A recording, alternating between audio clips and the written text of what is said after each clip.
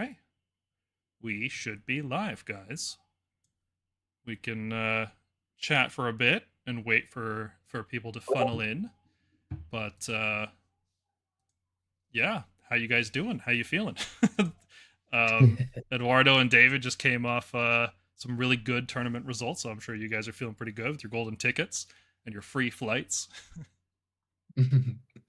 I don't have that free flight, but I got the ticket at least. Well, one more tournament, you'll get the Yeah. free flight. I don't think that there's a chance to get free flights here. Oh no, No. It's only unfortunate. for It's only for the first world. That's I think unfortunate. it's also because like depending on where you're from, like the US, you don't need to go to the Spanish embassy or anything to go to Spain. You can just like show up and you get 90 days on the house. Oh, It's not like that for people from other places. No, in That's why they Mexico, don't risk it. yeah, we don't have restrictions like that. And Okay, yeah, I also have the Spanish. I mean, I heard that was one of the reasons anyway. Like they don't sponsor flights from everywhere for that reason. But who sponsors these flights? Because GW buys them. really, interesting. Yeah, I didn't know about that. Yeah, because I remember them asking me when I was like, they start asking people like before because they need to know beforehand who's willing to go and not. So it's like once you're at 4-1, they start asking you. That was my experience like 2-3 years ago. Like, can you go actually? I'm like, probably not actually. I probably won't be able to go. Games Workshop makes a lot of bad decisions, but they have been supporting the tournament scene really well the last like 5 years. They've gotten better and better at it every year. I didn't know that they sponsored flights, so maybe it could happen. So I'll try to keep winning GTs here. Maybe they'll do it. But last year they didn't because there were only 2 golden tickets in Mexico and I got the first one. My friend got second one and they didn't offer us anything. This year we might get like 8 or 10 golden tickets from Mexico, so it's very nice. But I don't know if they'll. Yeah, I wonder why. Peculiar, very peculiar. The focus on tournament play could be a downside though, because I feel like the game has become a lot more stagnant since they started focusing more and more on tournament play. Like even in 40K, the new edition that's coming out, they've just abandoned the idea of anything but match play. Like match play is just the game now. There's no more open play, just doesn't exist straight up. And narrative play is God knows what's going to happen to it. It was Crusade and Path to Glory, but now it seems like they're dropping it from the codexes, which to me sounds like it's not a priority anymore to have narrative focused play. So it's like just match play now. And when you have only match play, the only people who are going to play your game are the people who are interested in match play. Which, like us, like we're interested in match play. So that's not a bad thing necessarily. But if you want your game to feel like a match play game, you're going to start going down the route that War Machine went down. And that game went to crap real, like slowly, and then all at once. It was just dead. I mean, I think I'm not too averse to it because there are people there who are trying to put narrative elements into competitive. They still publish the Crusade book. They just do it separately. Okay. Like yeah, Crusade is like a whole separate, like its own campaign now. And I think what's happening is like they couldn't really decide for the longest time how they're going to onboard people with open play or not. The thing is, like, open play is a very wide concept. Like, would you buy 2,000 points worth of models for open play? Open play can be anything, right? I did. I bought a lot more than 2,000 points for open No, play. I mean, you did. But, like, for most people, like, who don't have that kind of disposable income, open play is essentially combat patrol. That's their idea of what I would call casual play. Yeah, Spearhead and Combat Patrol. Yeah, like you buy a box, you build a box, you play a box. The idea of open play outside of like you and a friend that you know really well and you have like time to think about how you want your game to go. Even then, no, it starts to be more narrative play. So what is open play then? It really would be like Spearhead, right? Like Spearhead is what open play is aspiring to. But even Spearhead feels like match play. It doesn't feel, because it's roughly balanced. It's got objectives. It's got tactics for you to do. It's got like commands and stuff. It feels more like match play than it does feel like open play. I think the main reason is like open play is something that I don't think GW needs to define open play. I think it's something players just define by themselves most of the time. Like you see people who are doing apocalypse games where they put like 50,000 points or something up against each other. Yeah. They just give you like a nudge for those rules, like basic data sheets or whatever, but the rest is like usually up to the players themselves. Like I don't think like you care too much about like dedicated. It doesn't make sense to support it too much because you just give them like the bare essentials, and a lot of it is like the player's own making. Like, hey, let's make the cool rule about this map. You know, it's their own sort of. I agree, but I narrative. can't, because I can't think about what open play is supposed to be, right? Yeah. It conceptually, I can't think of where narrative, like there's some gap apparently between narrative and match play that open play is filling, and I can't figure out what that gap is. But I know that as soon as you stop trying to get that gap filled, you end up with a game that takes itself too seriously as a tournament structured game, and then you get like a lot of weird stuff happening in the design as a result of that, right? Like 40k 7th edition really reminded me of that. End of Fantasy reminded me of that, and Sigmar's, it's not there, but it's starting to feel like it's going on the same track. Like I feel like I've been on this track before. They don't really support narrative play. So they release Path to Glory and that stuff, but they don't really support it. Like, I don't know, they could add it to events or something. I don't know. Do you guys play narrative play in Mexico? Well, I have that league, which is okay, sort of narrative. I added all the other stuff about conquering the map, and I am making the lore about that particular campaign. But it's like everything I've seen from something like that. We have played Path to Glory a little bit, but we tried the maps and they were terrible. One of the maps was just you run away from me and I'm not fast enough to catch you and you win. Yeah, we never fight. Yeah, Age of Sigmar. Okay, a little tangent here. Have you guys seen this force disposition thing they're doing at 40k where like your army can pick like attacker, defender, or recon, or assassinate, or something like that? Like you get like an archetype. Detachments having separate objectives, yeah. And then that creates asymmetrical combat because based on which role your army picks, basically you get matched up into another role. So like if you pick a recon list, you can have a different matchup into a attack army or a defense army or a another recon army, right? Like there's different matchups for each one of those. And what I really like about that is that kind of gets at a core problem that I have with Games Workshop games in general, is that their armies, their model design is so cool and so good and so diverse that creating army rules for like Sons of Behemoth versus Gits, like how are these armies supposed to have models that do anything close to what they should do in the lore? Or like in 40k, like an Imperial Knight versus a Guardsman. There's just like even Space Marines aren't scaled properly in 40k, right? So you have this issue where once you start having like for the sake of balance, you have to have units do things that don't match their lore necessarily. But then you also stick them in like a match play arena where you're supposed to say, well, these are two equally balanced forces that are fighting each other. But like what am I trying to say?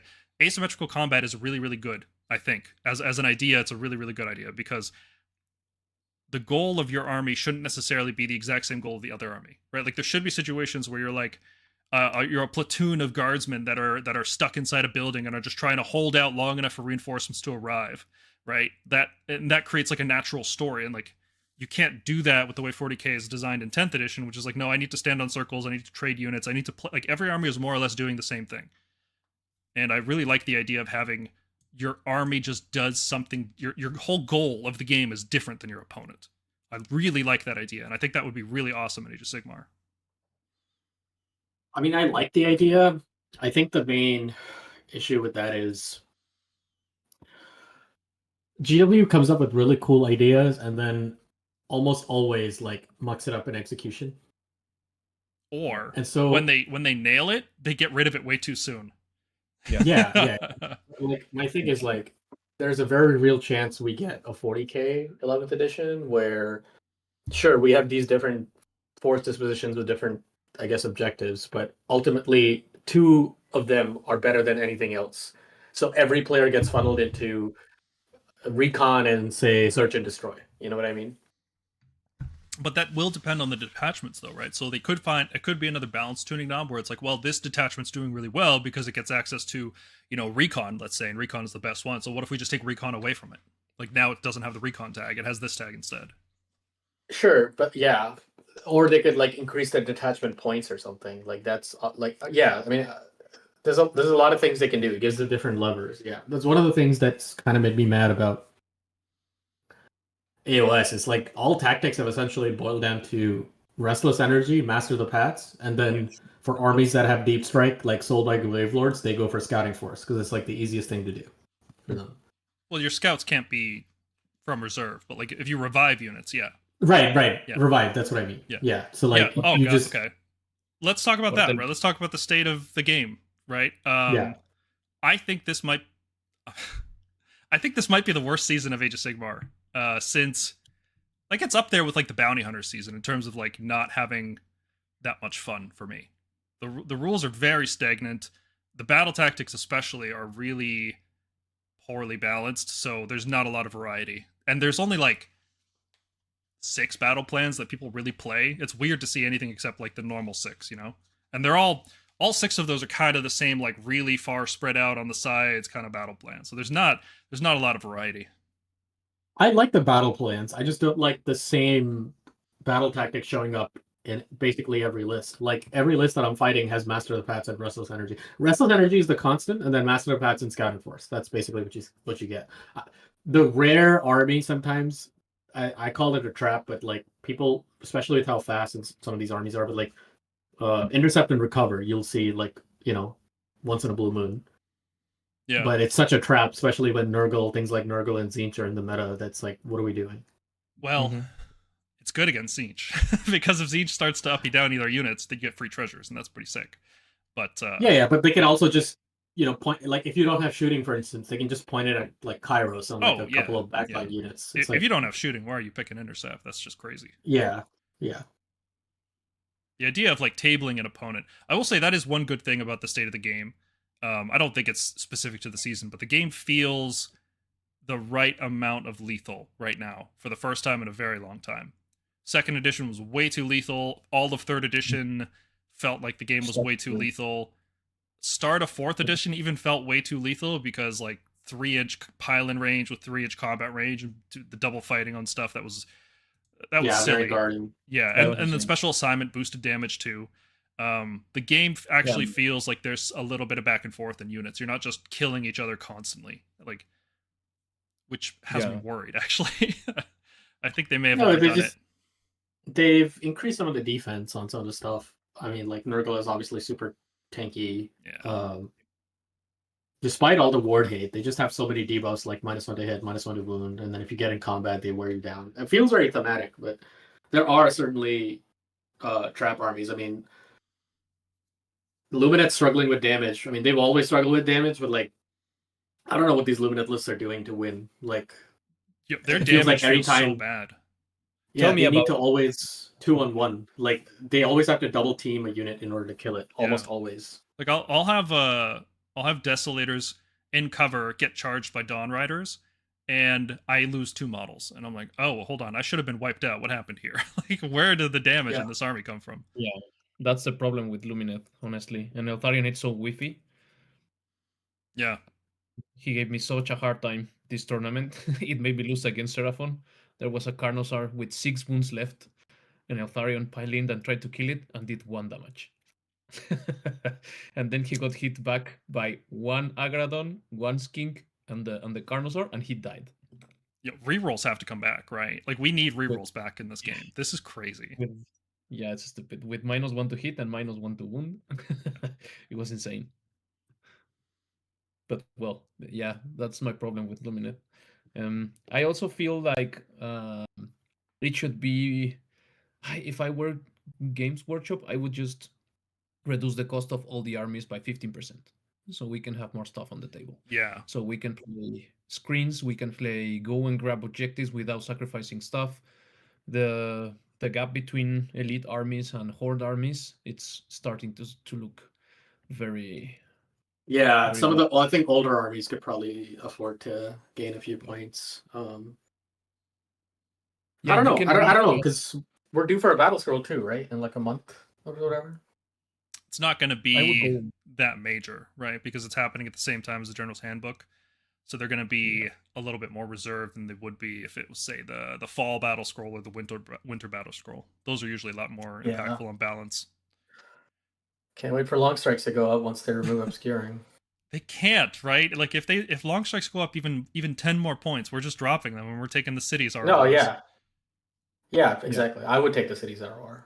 Shit, I would take a Cogfort. Cogfort. Yeah, I'd Okay. take a I hope Cogfort. not. Yeah. I We don't want gotta to buy that. I I don't don't want want to to. I buy it. can't buy it. It's like sold out everywhere. Where the fuck do you buy it? Like Yeah. I looked and the only places are scalpers on eBay selling it for $300 instead of the 190 or whatever it is. I really don't want to buy a Cogfort. I really hope that's not a good way to play a tournament Stormcast list. I do want to buy it because like I have a city like a slow grow Cities of Sigmar army, so I want to get one eventually for it. But the fact that oh my god, like it's such it's just Kronspine bait all over again. It It's is like why would Kronspine. you Yeah. like? Yes.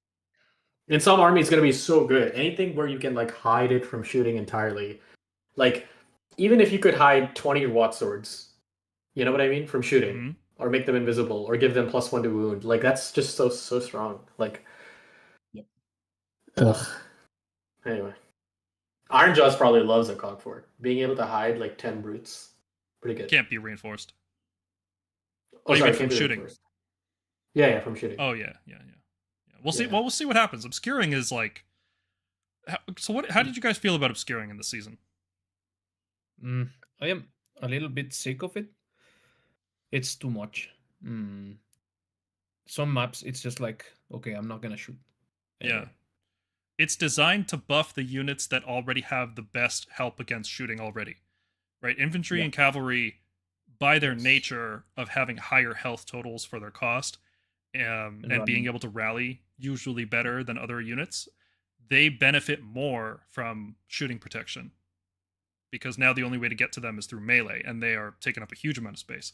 The things that are always weak to shooting are the monsters because they have lower health pools. So doing like 15 damage in shooting, that's enough to kill a monster. Usually, it's not usually enough to kill a 40 block of zombies or whatever.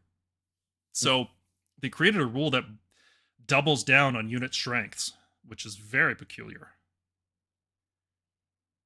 I'm not saying that Yeah, there's obscuring should benefit also monsters. That would be ridiculous, right? Like monsters should be weak to shooting. Ask daughters. Yeah.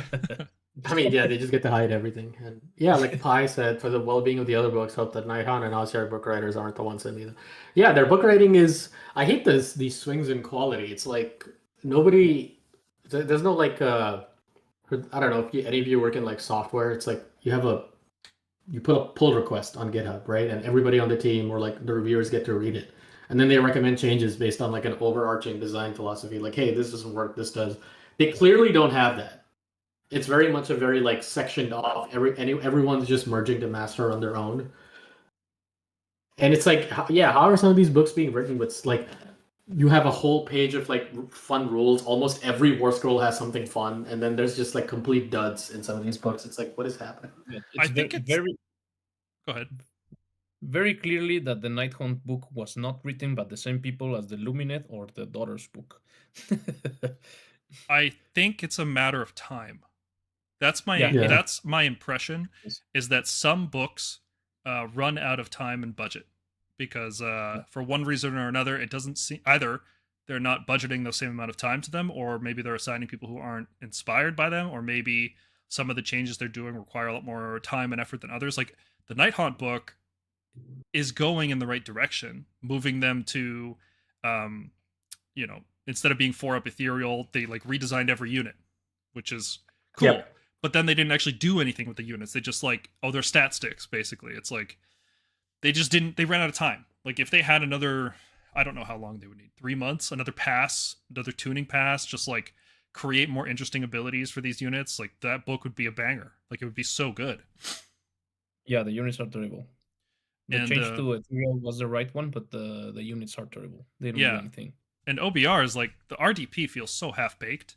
Like they put it in, like the units I think at OBR feel really good. Right, they did a really good job decoupling the army from Mortark spam, which was a huge problem for the entire existence of that army. They've spammed Arcan and Catacross, and it's just like they've completely changed the identity of that army. And then they just ran out of time, and it turns out Death Riders were ridiculously overpowered. Still are, by the way. We're still waiting for them to get nerfed. So we'll see. The thing is, like, I don't know what OBR does once, like, okay, like Triaxes are obviously good, but I don't know what OBR does once that goes away, because everything in the army, like RDP is such a huge tax, and like the entire, because their whole army is built around essentially having the access to a whole set of command abilities with a separate system of command points, which is why their sub-factions, artifacts, and traits just like whatever suck. They just completely, they're awful.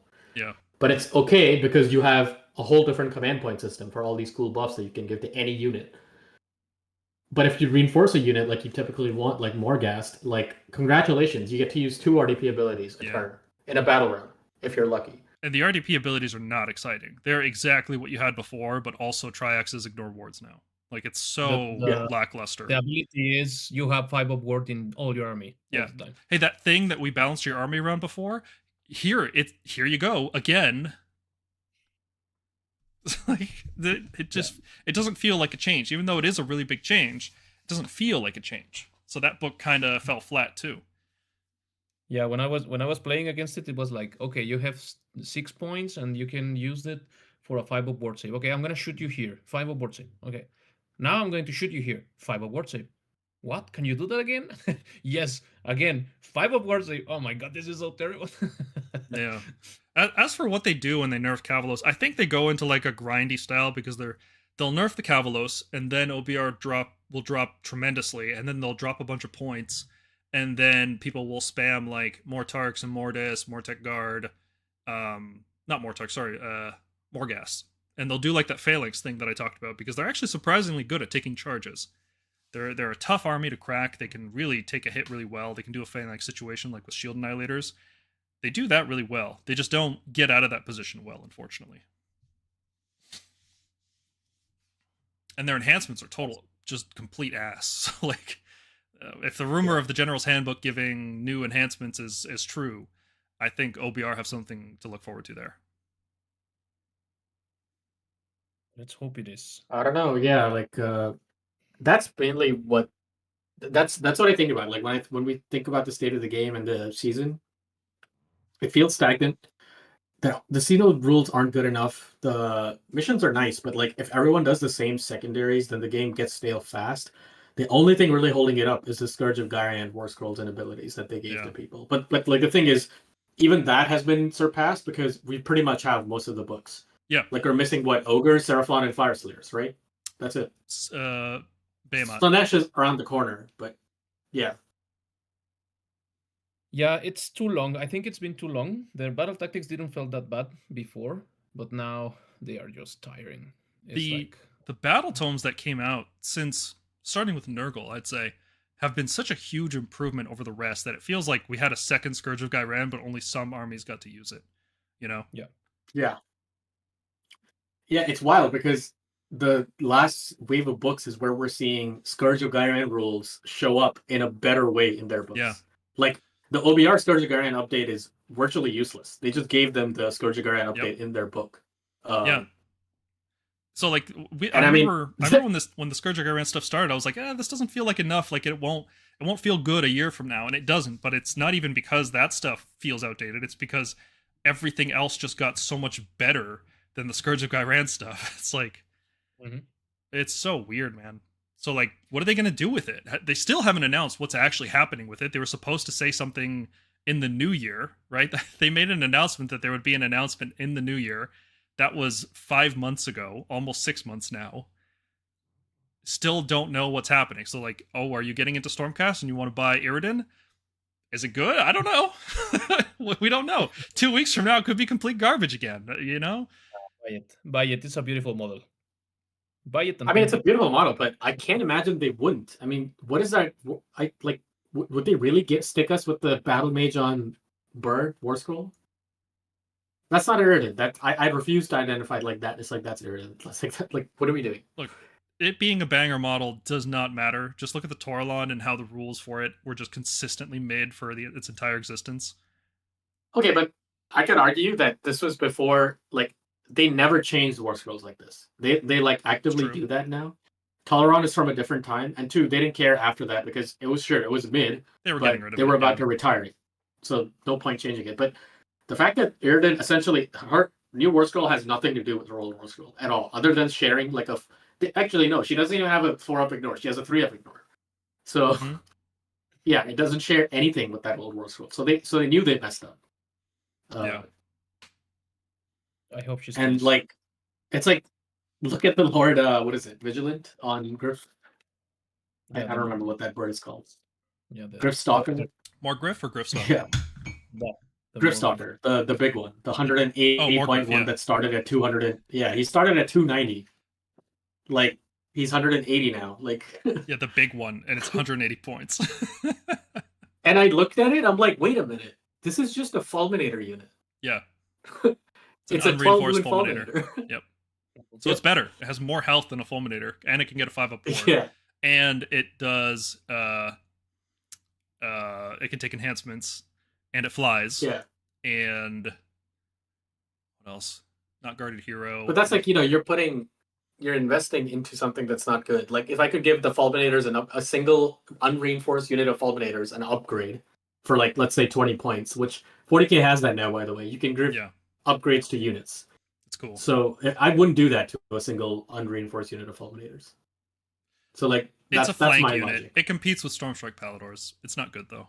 But if there's new enhancements, the Lord Vigilant on Morgriff could shoot up. So keep an eye on it. No, I'll tell you why. I'll tell you why it won't. If there's new enhancements, there needs to be a way for Stormcast to take more than one. I'll solve this problem for you right away. We're getting rid of Beacon. It's gone. Beacon's gone. Problem solved.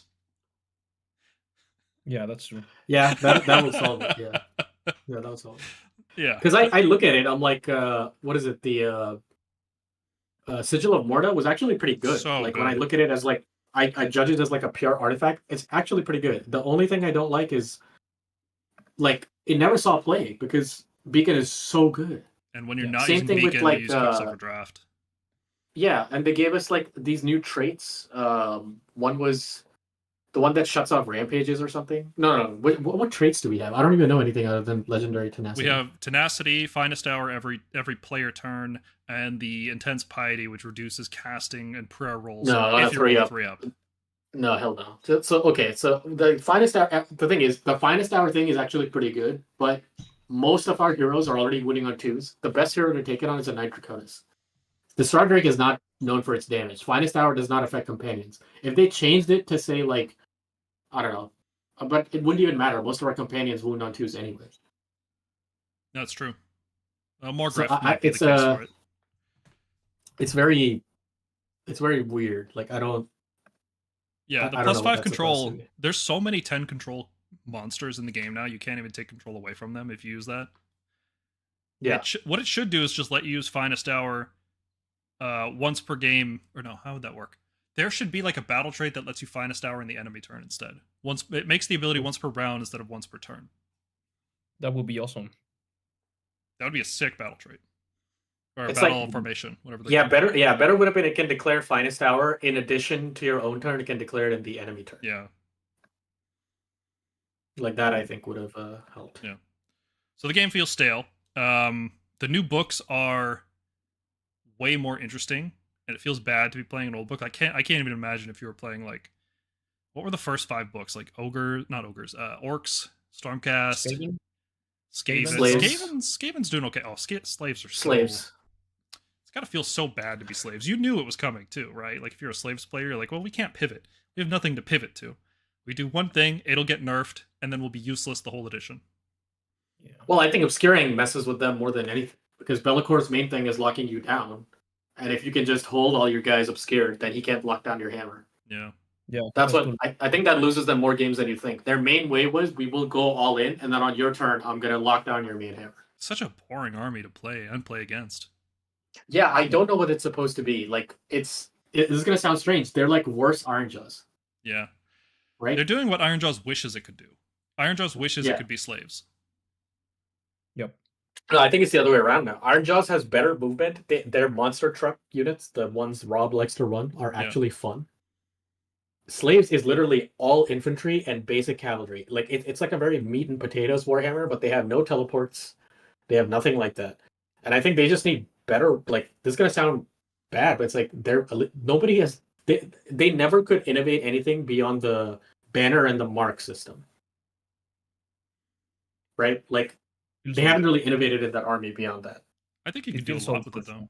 I think if you made like you mix the Dark Oath and the guys together, like maybe the Dark Oath are like their death powers up the armored guys or something, or vice versa. Like maybe the armored guys are like, oh, we're so cool and powerful, but when we die, we'll pass on our spirit to these guys, and they get all pumped up. Like I don't know. There's a lot you could do with the army. They just decide to silo off the Dark Oath into one army and the elite guys into another army, and then neither of them. This is gonna sound. They're this is gonna sound really strange. They should have buffs because the way I read it in the stories, the Dark Oath are all these Warcry warbands, right? That's like they're the spiritual successors of the Warcry warbands, more or less. You know how we have the Thunderhead host? That should not exist in our army. It should exist in theirs. Yeah, where like the small guys specific... buff the big guys and vice versa. Or no, yeah. It's like if a chosen is standing behind you, you could be like, oh, the chosen of the gods is watching. Mm-hmm. So we're gonna get +1. We're gonna get more attacks. We're gonna ignore negative modifiers to our hit rolls or whatever. I actually hate the pledge system too. I liked Marks more because, like, yeah, it's better as a gameplay mechanic. The pledge system is more interactive and it's more interesting. But in terms of flavor and list building, it's way less interesting because, like, assigning marks to your units was kind of the coolest thing about that army, and they just took that away. Honestly, I don't know if you've seen the Slanesh leaks where it's like they're choosing 3 people to be chosen. Have you seen that thing? Yeah. I'm not sure. Yeah. I'm not sure how accurate it is. Assuming it is, let's assume it is. I would actually like slaves to have something similar. You don't decide your marks in list building. You start because you are undivided by default. Like that is the whole point of Slaves of Darkness. You are by default undivided. You search for boons from in your hero phase. You pick 3 units. You decide what mark to give them. Like, hey, this unit's going to become a Khorne worshiper. This unit's going to become a Nurgle worshiper. This unit's become a Tzeentch worshiper. And then you give them buffs based on that. You make them more modular, so every unit can feel different every round. Again, that feels good as a player and as a game mechanic, but I don't think it's hitting the fantasy of what Slaves is trying to do. What Slaves is like, the path to glory is what Slaves is about. It's the path of ascension. It's like, I'm a Chaos champion. I want to work my way up from being just like a survivor of a Chaos raid into I've become a cannibal, into I've started worshipping Khorne, into I'm one of Khorne's elite chosen, into apotheosis. Right? Like that is the story of Slaves to Darkness. And the gameplay really only shows it for the heroes, and only sometimes they get to ascend to Demon Prince, right? I feel like the marking beforehand made a lot more sense than marking during the game, because just the story, like it doesn't make sense for you to just switch your allegiance to a god like that, right? Like when you choose to pledge yourself to one of the Chaos gods, it's like a huge deal, right? It's like it is, but you not don't for get to undivided, change though. it.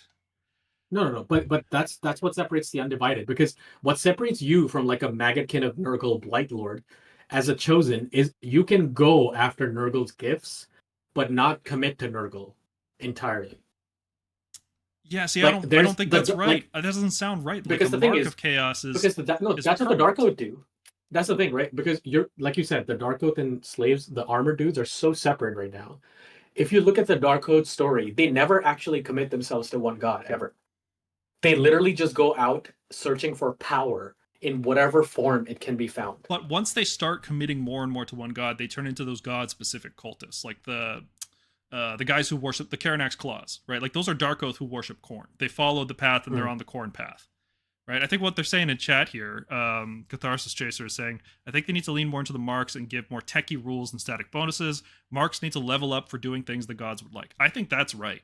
I think if you have a Khorne unit, it should have like a side quest during the game, like go do Khorne things, and then Khorne will give that unit more buffs, right? If you have like a Tzeentch unit, it can do like some teleporty stuff, or it can try to scry the future, or it can mutate a bunch of things. Like do Zinchi things, do Nurgly things, do Slaneshi things, and then the unit gets powered up. I feel like that's the fantasy they should try to capture with that army. Yeah, that would be cool. But it obviously you can't do it for every unit. So like most of the army would have to be undivided, and then you can pick like, this regiment in my army is, just as an example, this regiment is led by a Khorne hero, so all the units in it are his warband, so they're all Khorne marked. This game I'm going to be trying Khorne things, right? Yeah. Maybe that's something you pick at the start of the battle, but it's weird to start a battle and then suddenly switch your godly allegiance, and then at the end of the battle you just like give it up and you go. I know the story doesn't continue from battle to battle, but it's just weird that that's the case. Yeah, there should be more conversions to Demon Prince. That should be like a more regular thing that happens in Slaves games. Yeah, it's very fun when it happens. It's like, oh my god. Yeah, it should be like you get glory points or something, and then once you have enough glory points, you can, I don't know, spend a command point, and then your dude turns into a Demon Prince guarantee. It shouldn't be based on a dice roll. It's a cool thing. It should be the reward for playing the army well. Like how Nurgle, the reward is spreading your disease, and you feel rewarded for spreading your disease. I feel like that's what Slaves should be trying to do.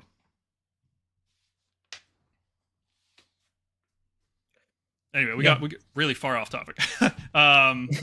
State of the game. David, you there? Yes. What's up, dude? How do you feel about the state of the game? You just went 7-1, so I'm sure you have a very different and much more positive opinion. It feels, man, I'm switching over to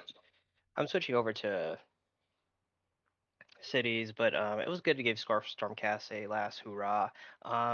The biggest takeaway I have is like I don't like feeling like all my games start at like an uphill battle against the new books, and I think that was the biggest thing I noticed in most of my games. It was like I felt at a disadvantage just showing up to the table, and that just feels kind of shitty.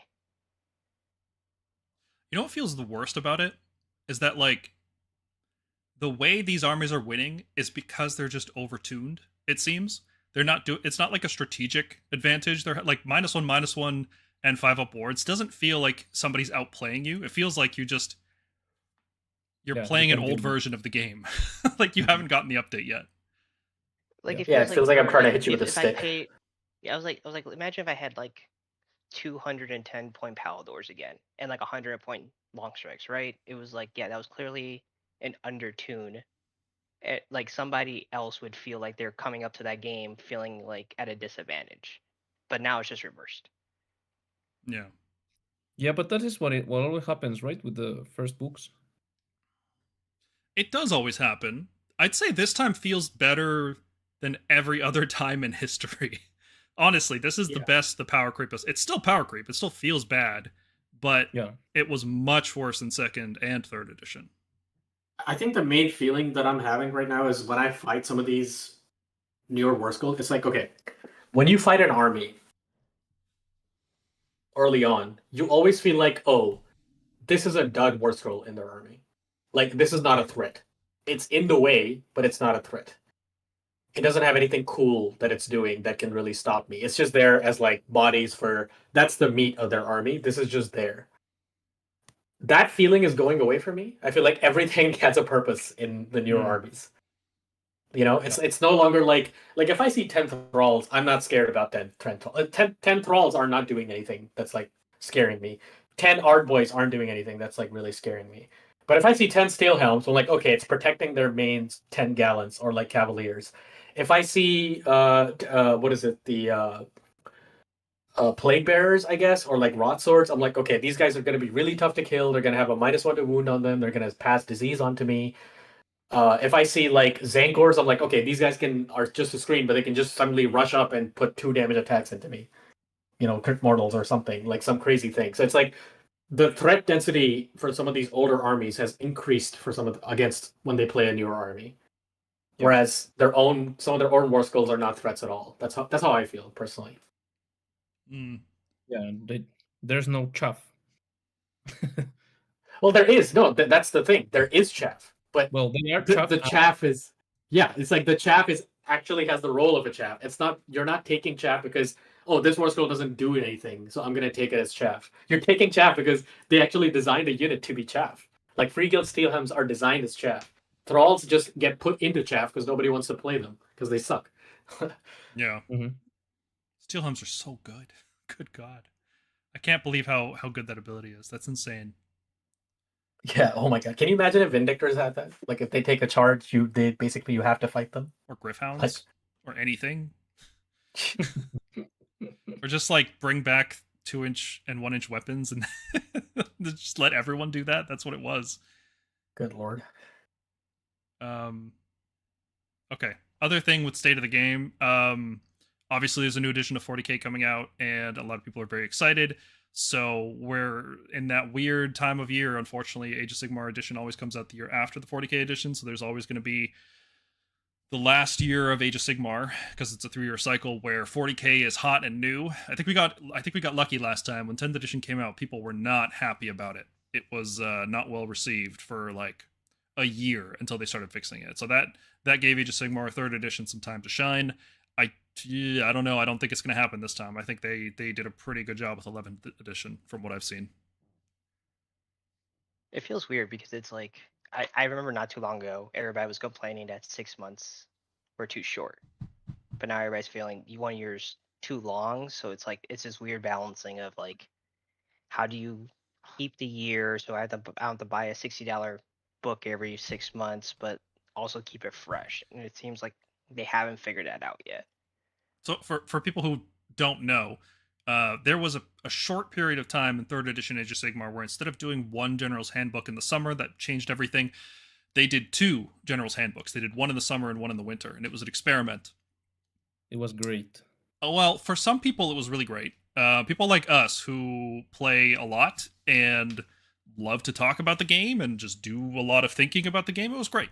For most people, it was way too much. Way too much, way too quickly. And they reneged on it, and they haven't done it again since. I think the right solution is the 1-year battle plan seasonal rule thing, but you need a big update at the 6-month mark. Like, Sorry.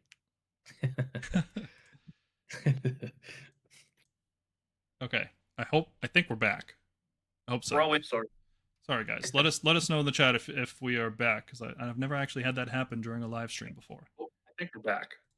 I hope so. We're back. Okay, good. Sorry about that. Yeah, power flickered. Weird. Games Workshop is trying to shut us down. They're talking about bounty hunters. Shut it down. What was I saying? Yeah, you need a big update at the 6-month mark. I think that's probably the way to make that system work. Because like the 1 year, it's with good battle plans, with good seasonal rules. You want to give people time to digest, change their strategies. But like 6 months if this was like a video game or a card game, 6 months would be fine. But it's a hobby with models and painting, and there's a lot that has to go into it, right? So every 6 months is just too fast. That's my opinion. How about they do something like 8 months? Why does it have to be either 6 months or like... fiscal year?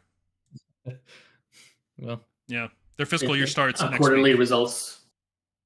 Quarterly. Yeah, results, remember you gotta basically. produce shareholder value. You're not, or Exactly. you're useless. Yeah, there's a reason they always launch a new edition in June. It's because the financial year starts June 1st. Yep, and it's also why the edition cycle happens 3 years, because every time a new box set comes out for 40k, they make a shit ton of money every 3 years. They can't stop that. They can't postpone it or anything. Yeah, as much as I would love a 5-year cycle, I know it's not going to happen. It also brings in a lot of like new blood into the game every time they do like a edition refresh like that for Warhammer 40k. So longer editions, even though I wish they would do that. Yeah, just a 4-year cycle maybe, but they will never do that. Well, that's why every online game we does. Had, like, go ahead. I was gonna say, y'all remember when we used to have like almost 10-year editions like in 40k? Like that was wild. There was I remember 6 to 7 was pretty quick. That was a pretty quick jump. It was like 1 or 2 years, if I remember right. It was a pretty fast one. And then 7th edition dragged on for so long. I've got so sick of Wraith Lords and Riptides in every army. It's like, oh, cool, I'm playing against Khorne and it's got 3 Riptides. Hell yeah. Awful. Okay, so that was a lot of meandering. We got really off track. Let's go through some housekeeping here. We might have a new sponsor. I'm just confirming details, but fingers crossed, everything goes well, and we will have a new sponsor, and then our painting contests are going to come back. And I think the first one I want to do is going to be painting monsters. So if we can get all the details sorted out, that'll be happening June 1st on Monday. So look forward to that. I don't want to say the name of the sponsor in case it doesn't work through. So, yep. But Awesome. yeah, Margonk knows the guy, so seems like a good guy. Yeah, he is. What else is happening? So I mentioned 40K is getting a new edition, but also StarCraft miniature game is coming out, and it's probably not going to be very big, but it's if you're like me and you just like StarCraft and you want to buy the models, it's going to take away hobby focus, right? So it might not necessarily end up replacing any of these games, or I don't even think it's going to compete with Warhammer, really. It's just going to be like its own thing on the side. People are going to buy it because they like StarCraft as an IP. It's going to make enough money so that it stays profitable and they'll keep making stuff. But that's money that's not being spent on Warhammer, importantly. So some of the focus is going to shift away. Also, I don't know if you guys have seen it, but like the siege tank looks... Oh, fuck. It looks so good. I can't wait. All right, should we go down the list? Yeah, let's do Battletome reviews. So we had plans to do reviews on the channel for Sylvaneth and Daughters of Cain, and I'm going to take the blame for Sylvaneth and Daughters of Cain. I definitely overcommitted. I did not have the time to do full reviews of these books, especially when I knew I was feeling burnt out, so I probably shouldn't have committed to it. But really I'll just say Daughters of Cain is a terrible book. It is complete failure of a book. Here's like my 2 minute complete failure. No, it is. It is. Let me tell you why. There's a few things it does right, but it's such a poorly designed book that in every other way. It's worse than Nighthaunt, I think, in terms of design. Because at least Nighthaunt did something, and the one thing it did it really well, and it was like the whole army benefited from it, right? Whereas Nighthaunt is no longer like the 4-up ethereal ruin the whole game by existing army, which Sons of Behemoth is struggling with, by the way. They're so weird that it's ruining the whole game. Daughters of Cain every unit is either a hammer or a screen, and it's the same kind of hammer. It's a 6-inch move, 10 health infantry hammer, or it's a screen, and then it's like sometimes it's a teleporting screen, sometimes it's a deep strike screen with flying, but it's still a screen. And then a lot of the units are both, right? Like witch elves, if they're unreinforced, can be a screen or a hammer, depending on which buffs you give them. So like the whole army is just like 1 or 2 units. There's 2 units in the army. There's 2 roles, nothing else. There's nothing. There's no fast hammers. There's no good ranged hammers. There's no powerful magic that you can lean into. The whole army is one track. You move your infantry forward and you hit stuff while like disguising yourself with shadows. There's no variety. I hate it. It's awful. The Exalted mechanic sucks. It's bad. It's not good. It's like it's a cool idea, right? I don't know why Daughters of Cain would get that out of everything, right? If you're gonna have like you're passing the torch between units because they've been like that's a cool idea, passing the torch between heroes, and then like they get their abilities passed on to each other. Why does Daughters of Cain of all armies do that? I don't understand. Like the flavor connection there. It doesn't make any sense to me. Blood rights are the best version of their system that they've been trying to do since first edition. If you've been playing Daughters since first edition, they used to just like get stronger every turn, and it would take them to turn 5 to get all their buffs. And that was always a problem because they balanced the army around having most of the buffs, but you didn't get the buffs. So then they tried all these different other ways to do it. Now they just like, you know what, just take whatever buff you want, whatever order you want, and you can get them all by turn 2. Who cares? And it's like, oh, okay. So you've taken out all the restriction and just made it like a mini game to try to speed through my buffs as quickly as possible. It's like Daughters. It's better Khorne. It's like Khorne has to unblock it. This is what Khorne should be doing. It plays like how Khorne should be playing. It's just I agree. I think the Daughters being that way is like more a symptom of like you know why. They're like war scrolls too. Everything is an infantry hammer in that army. Yeah, and it shouldn't trying be. To become one. Why are Chimerae a screen? Why can't you have a damaging Chimera unit? Like prosecutors, why can't they have like a fast damage hammer? That would at least give them something interesting. Yeah. I mean, from what I've seen, people are just using Chimera to suicide charge into objectives and then die to generate blood rates. And there's two kinds of Chimerae. Why are both of them basically the same unit? Why have two War Scrolls even? Like, it doesn't make sense. It's so much wasted design space. It's such a frustrating book to review. And then Blood Hags are just Witch Elves, but strictly better. Yeah. Like 10 or 20 points more, but literally just a better unit in every way. Like, what the hell? Not just that. It's so weird that they designed that. So Free Guild Grenadiers cannot be reinforced. Blood Hags can. But in the instructions for Blood Hags, you cannot build a model separate from the leader. Yeah. That's weird. So you end up with a 20 Blood Hag unit that has 2 leaders models in it. And this obviously is going to cause problems. Unit. Yeah. Yeah, it's a work rate unit, obviously. And it's like, you look at it and I'm like, so like, what happens? So I guess like you never have to really find out who your leader is. You can just like have 2 leaders. It's like having 2 sergeants. It's like creates a bad gameplay. It's like, I don't know why they did this. Yeah. Other problems with the book.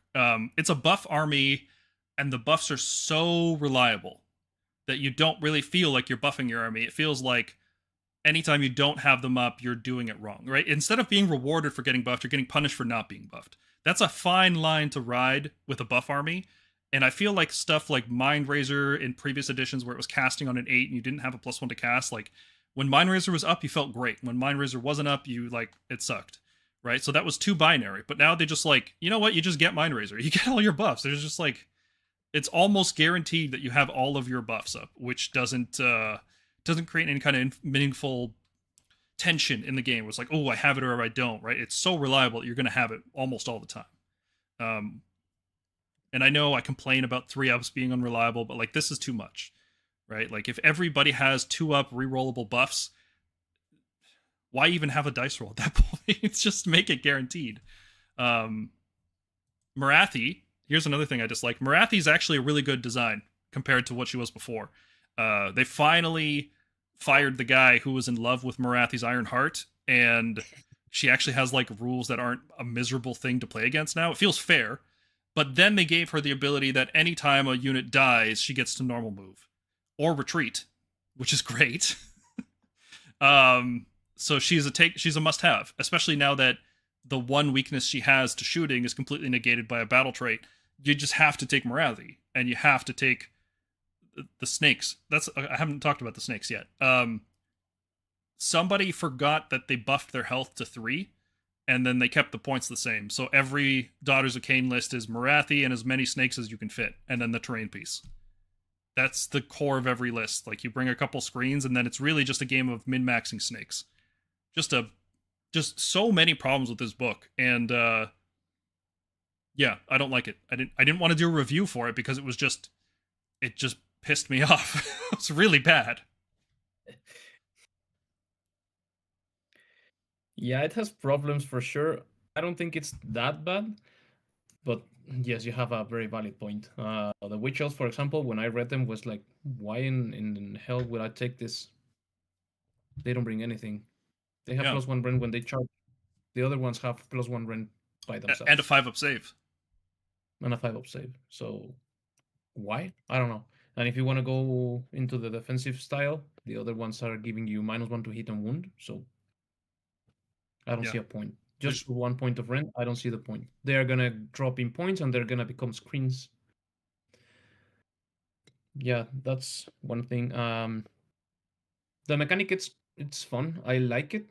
I don't like the exalted ability, as you said. I didn't like it either because it's like send your hero to die or fight or not die.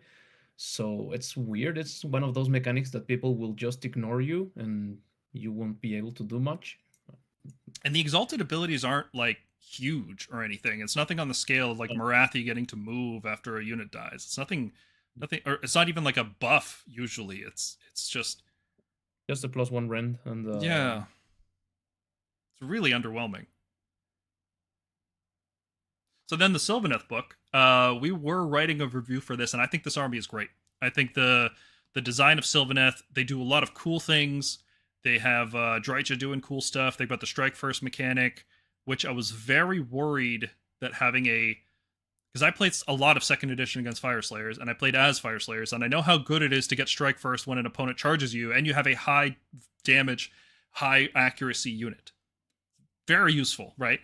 The thing that completely redeems the Sylvaneth book in terms of design is just how restricted everything they do is. They do a lot of cool stuff, but all of it has heavy restrictions that give your opponent control, right? Like the scaredy cat mechanic where like you have to be near a hero, otherwise they have to spend extra command points. Cool. The enemy has to position their heroes properly, right? That counters that mechanic. To avoid the strike first, you have to either turn off commands or you have to just charge with multiple units because they can only do it while one unit is in combat with them, right? So like there's counterplay. Every cool thing Sylvaneth is designed to do, there's counterplay to it. Alariel is not an auto include. Drycha is not an auto include.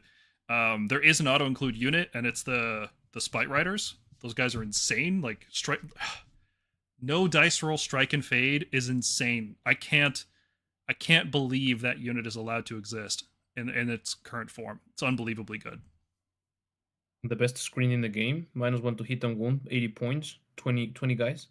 Yeah, they have screens, but all the screens are different, right? Like you've got the archer screen, the fast shooty archer screen. That's really cool. You've got dryads who are like the cheapest, and then they have the -1/-1. You've got tree revenants who, if you reinforce them and you give them strike first, like they actually turn into a blender. Like they do a ton of damage. And then you've got the twist wield, which are like insanely efficient for their cost. But because they're competing with those other screening units, they end up actually getting pushed out. Like they have multiple screening units that are all different and useful in their own ways. Contrasted with Daughters of Cain, where it's just different flavors of the same thing. It's really bad. I would say Sisters of Slaughter is probably the screen there because you get a -1 to hit and wound, I believe. Yeah, or you can take Chimera, or you can take the teleporting Shadow Stalkers, but it's like none of them feel distinct enough for it to matter. It's just, do you want mobility or do you want -1/-1? I don't think they've thought about a role for Blood Hags either. Blood Hags look like a unit that should be like a min squad but do 2 damage. That book, we were talking about books that ran out of time. Daughters of Cain ran out of time. Exalted is half baked. The units are not differentiated enough. It feels like a Night Haunt level design, or like OBR. No. They just didn't do enough. Night Haunt is worst. I'm gonna keep complaining about that. No unit is good. Yeah. No unit. Yeah, not having a single infantry unit that does 2 damage is a little weird. Yeah, Night Haunt needs a lot more time. Okay, I'll say Night Haunt is worse. Night Haunt is the worst book in this edition. Yeah, they don't have Morathi. True. Yeah, true. I thought Olander might be with their only gets hit on 5s, but then it's like crits just kill her. Like every arm has crits. No, it's like, but the thing is, how do you do damage? Like Madigan's been able to make that book work, but the playstyle she plays is a very control-y. I will win on objectives if you're in combat with me, and like I will combine things so you can never charge me. My plate Geist Revenants, but it's like cool. That's fine, but yeah, not for me. Yeah, no, it's like Warhammer. It just like more often comes down to like you have to like kill stuff. Yeah, because there's armies that do the attrition game better. Like Nurgle just does the attrition game better. Yeah, and Nurgle stops your attrition too. And there are some armies that won't care, and they will kill you anyway. Yep. And you cannot play 2 other stuff. See, Night Haunt felt like if they were trying to make it a grindy army, which I don't think Night Haunt should be. It just doesn't look like a grindy army. It looks like a jump up from behind you, scare you, and do damage kind of. It feels like an aggressive army. It doesn't feel like a defensive, slow control army. But if they're going to design a control army, like that felt like the level that you should put them at in terms of, and then Nurgle's just like, no, we're going way past that. We're going to be so tough. It's going to warp the whole game. Yeah, it's actually crazy. Like Nurgle straight up murks Soulblight and Night Haunt by itself. Mm-hmm. Like it just stops because that 18-inch bubble on that pipe blade is so huge for that spell. It's just like, okay, cool. You're not going to get any of your abilities. Nurgle's going to get a huge nerf in the GHB, right? Like, I mean, we thought that last time, but they actually got buffed, if anything. Yeah, that's true. They did. They did take small buffs. Frustrating. But they will. I hope Nurgle gets nerfed. Yeah. What's their win rate right now? Oh, I have the stats right here. Do you want me to bring them up? Yeah. Yeah. What is their win rate? What is Nurgle's win rate? Second, I have the latest one from Wohammer. Let me tell you right here. We have Daughters of Cain at 60%, That'll keep rising. Daughters of Cain with the index at 56%. The new book of Sylvaneth, 56%. Then Lumineth at 55. Then Slanesh at 54. Sinch at 53. Ogre, Mob Tribes 53. Flesh Eater 53. Nurgle 53 as well. Then Korn 52. Deep King 51. Iron Jaws 50. Big Wa 50. Stormcast 49. Keep going like that. Let's Need get buffs. some buffs. Yeah. OBR 48, KO 48, Hashut 48, Soulblight 48, Nighthunt 47, Seraphon 47, Cruel Boys 47, Slaves 47. The Can't be index that close. Who's playing Seraphon? Seraphon's not winning 47% of matches. That's crazy. Seraphon and Hashut are so bad right now. They're such bad armies. But But just wait. anyway, I'll just wait. I'll say I'm glad he Knights of Slanesh, based on the rumors, is getting a good, nice mechanic. It'll come down to whether that chosen mechanic they have is it browbeat or is it expropriate from We'll Magic, see. basically. They've done really good revamps on a lot of armies in this edition. Like if this whole edition is just setting up for 5th, I think it's been pretty boring. But if 5th edition is like really good as a result, then I'm all for it. And like Nighthaunt started well, Lumineth started well. Nurgle just ended up overtuned, but I like what Nurgle is doing. It's just overtuned, right? Like it just has too much stuff on the battlefield. It's a good thing that they are in the meta. Yeah, I agree. There should be tough armies. Like it shouldn't just be like Slaves and Stormcast killing you on turn 2. Mm-hmm. I think interesting to see these new books win rates versus the older books more than anything, right? Because if Doc, Nurgle, Zinch and all that are like more popular armies rising, right? They're just gonna draw each other and the power level feels equal. But if like Nurgle and Stormcast and like a bad map, like don't feel equal. That matchup feels like 70-30 if you're playing a smart Nurgle player. Like a Noxious Nexus matchup. God, I hate that map. I can't believe tournaments use that map. It's so absurd. Yeah, it reminds me of that Starfall map where like all the objectives for 2 turns were just the center, and it's like great. Like yeah, it was awful. So yeah, Sylvaneth, I'm sorry we didn't get the Battletome review out. We definitely missed the boat. Feel bad about that one. Don't feel bad about missing Daughters of Cain. That book sucks. Cities of Sigmar. Do we want to do a review for Cities? I was waiting for the new season before doing it. Yeah, because I feel like doesn't feel so much worth of it. that book. Yeah, so much of that book relies around obscuring, and like being able to hide your like most of your even Zenestra is infantry now, so like you can hide Zenestra like pretty nuts. So it's like I don't know, like Cockford and Fusiliers like cannon spam. If obscuring goes away, great. But we have to evaluate the book based on the new season. I feel like any review we do now is not going to fully grasp like what units will be trying to do. So I wonder if that's why the cities feel. I was thinking about this. I wonder if cities feels a little undercosted because you're going to new GHB and they're worried that like, well, your whole army isn't going to be obscuring turn 1, right? Nah, they don't write the points with seasonal rules in mind. There's no way. They write these books a year in advance. They're not playing with seasonal rules at the same time. They're not doing that level.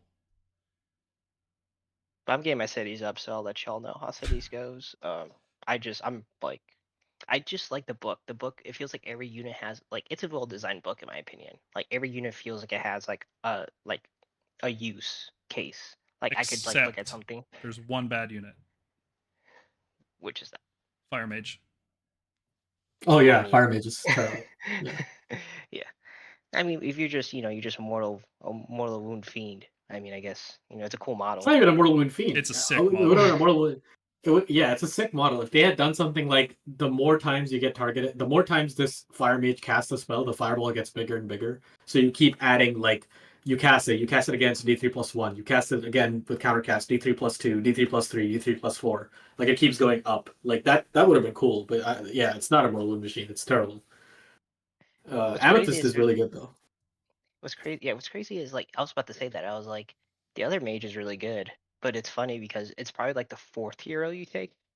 Like there's so many good heroes in cities now I was hoping so hard that the Shaiish mage would get an ROR so we could cancel redeploy with Stormcast. God, that would have been so sick. I hate redeploy so much. Yeah. The It's sphere bad. is also good. I'm also just trying not to play with the sphere because I already know that's just gonna it's just gonna get disappeared. It's gonna turn to once per game or 9 inches away or cost 80 points. I'm just trying not to get used to It's busted. using it. It's so busted. The sphere is so ridiculous. Is Guaranteed that the one that lets you translocate. teleport a hero? Yeah, Yeah. 2 heroes, the bearer and another hero, And and then you get to afterwards. move. You get to move after teleport. Yeah, City's got that before us. Like that's crazy. Ridiculous. It's like bro, imagine like us being able to move Gardas into position. Or like Remember the first few weeks of 3rd edition when we could do that? Yeah. That was nice. Oh well. Yeah, I mean Cities is a good book. Like I don't know what to say. Like I'm happy for them. Like this is what books should feel like. Yeah. If But, every yeah. book of 5th edition is as good as the Cities book, it'll be a really good edition. Because the core rules of 4th edition Yeah. are really good. The way the rules are structured, how clean they are, the nice timings and everything. I'm looking at 40k and it's like the timings are awful, man. There's like start of phase abilities, end of phase abilities, and I'm like, oh god, I forgot about these. This is awful. It's so bad. It's just so much cleaner the way AOS does it now. So maybe we'll do a Cities review. I think we might be too late to do it by the time the new GHB comes out. Like Cities will already be out. People have already solved the book. And then it'll just be about adapting it to the new season, right? We could do a rapid fire review. Like quickly go over like, hey, these are the units that's good. This is what they're trying to do. Yeah. I mean, Cities everything is good, but like Cities would probably be an extensive review of like more in the sense of how to beat. Yeah. Yeah. What about Slanesh? You add. Any of you guys want to do a guess that'd Slanesh be review? Because interesting. I am not a big Slanesh player. Not an enjoyer. I'll call Laurent. He'll do a Slanesh review with us if I ask him to. Okay, let's do it. And There you then Sons of Behemoth doesn't have a book. Like really, what could they even give them in their book? Let's be honest. Like I don't know, but it'll be a fast video. is the yeah, it's like is the index is just the book. We'll right? have to review Sure. every ROR that army can take. Yeah, they'll have 4 RORs. True, or 5 if the Cog new four. rumored female Gargan. No, they have a female Gargan. Cup. Yeah. There's a Yep. rumor of some big chick coming to join the clans. But no, I'm saying Cog 4 ROR. Every ROR that they have access to, you have to review as part of the army because it's such a thin book. We'll see. Maybe they'll surprise us. Yeah, Seraphon again. Like I'll wait.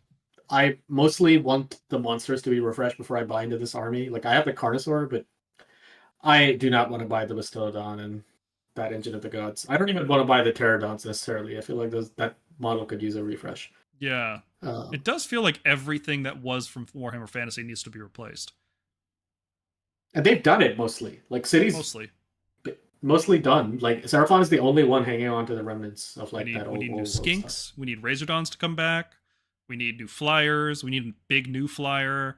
We need new Stegodons, new Bastillodons, Temple Guard. I don't know. Hell, don't even do the Bastillodons and Stegodons. Take a new dinosaur. No. I like You them. know? I like the old ones. Yeah, take the long neck one, whatever it's called. I'm saying get a new big one in there too. But like, you got to bring back the old ones. They're the best. Let the man play with his dinosaurs. Yeah. I'm taking my dinosaurs away. Yeah, Ogres I know is getting a whole new range, so I'm happy for them. Rules will probably be good. We'll see. Yeah. I'm 100% doing a Seraphon review. I'll see if I can get a certain someone to do the review with me. Although I don't know, after the 9-hour review we did in the third. I basically have the Azir armies. I have Seraphon. Well, depending, we'll go into Last World in a bit, but it's like, yeah, Seraphon, Cities, Stormcast, 3 Azir armies. Who is Victor, Rob? Tell me who Victor is and how I can get in touch with him. Victor Safransky. I think he's near Chicago. I think that's who he's talking about. I don't know. He's this Polish guy, lives in near Ugh. Chicago. Polacks. Yep. Yuck. Shut up. Really narrowed it down there.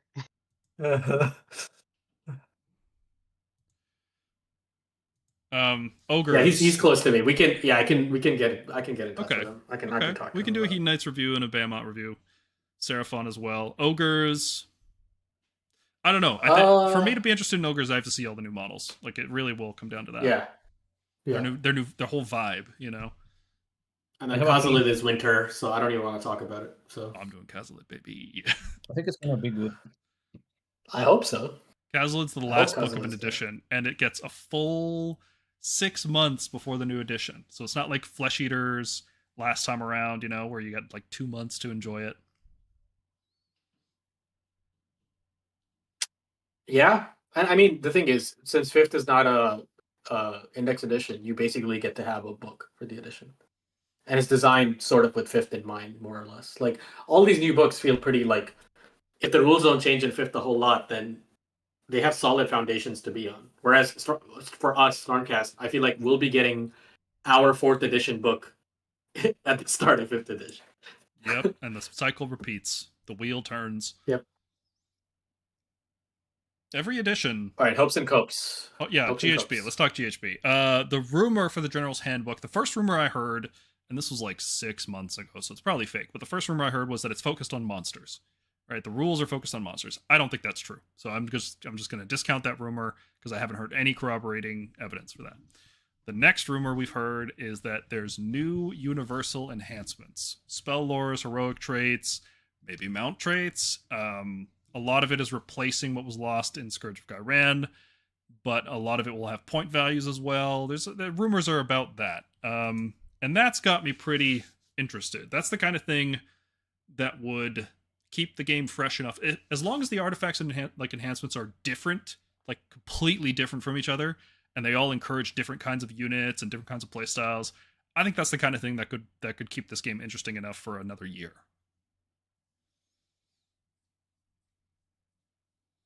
Okay.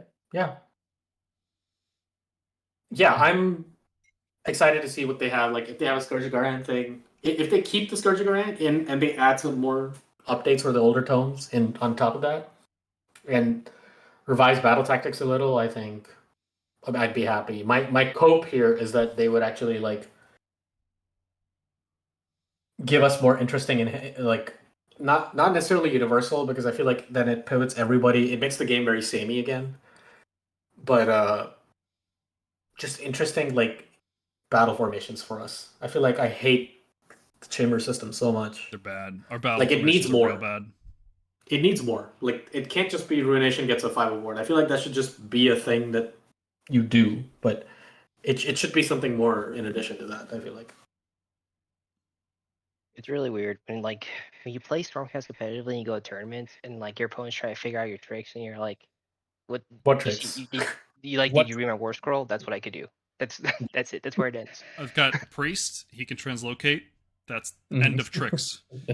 We can translocate guaranteed once per game. Yeah, otherwise it's 2 up if I bank Uh-huh. points. Watch out. Mhm. That's all. And I'm gonna hit you hard. Okay, so let's say this is true. Let's say the idea of universal enhancements is true. It could go really poorly, right? They could make really weak artifacts that nobody cares. The fucking Banner of Sigmaron, like that's just so ass. It's such a bad enhancement. I can't believe they printed it. Is there a single registered tournament game with that artifact in a list? I don't think there is. Right? So No. like they could design a whole bunch of artifacts and they could all be just complete garbage. Which Or- one is that? I don't even know that. It's the one that points at an objective and says if your opponent isn't controlling it with a unit that's on it, they lose control of it. Oh no, it's Oh, worse yeah, than For that. only for the turn. Only for the turn. It's worse Okay. than that. Hold on, let me get the exact wording here. Pick an objective with it's once per battle, your hero Once per phase.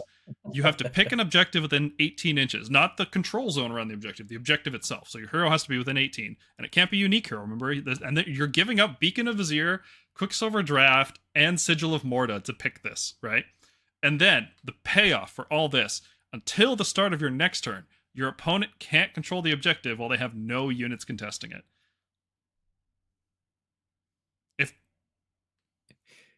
Great. So bad. So like we could just have a whole season full of these artifacts. If that happens, 4th edition, in my opinion, is a dead game, and I'm not playing it until 5th edition comes out. Like, that would be the worst case scenario, right? If they just have a bunch of weak garbage that is just, what's the word I'm trying to find here? It needs to spark joy, right? It needs to get me excited. It needs to make me interested. And Banner of Sigmar is not it. It's just bad. Yeah, even if they mess up the balance for a little bit and then they adjust it, I would rather that they do. Yeah, take big swings. Please just give us something interesting.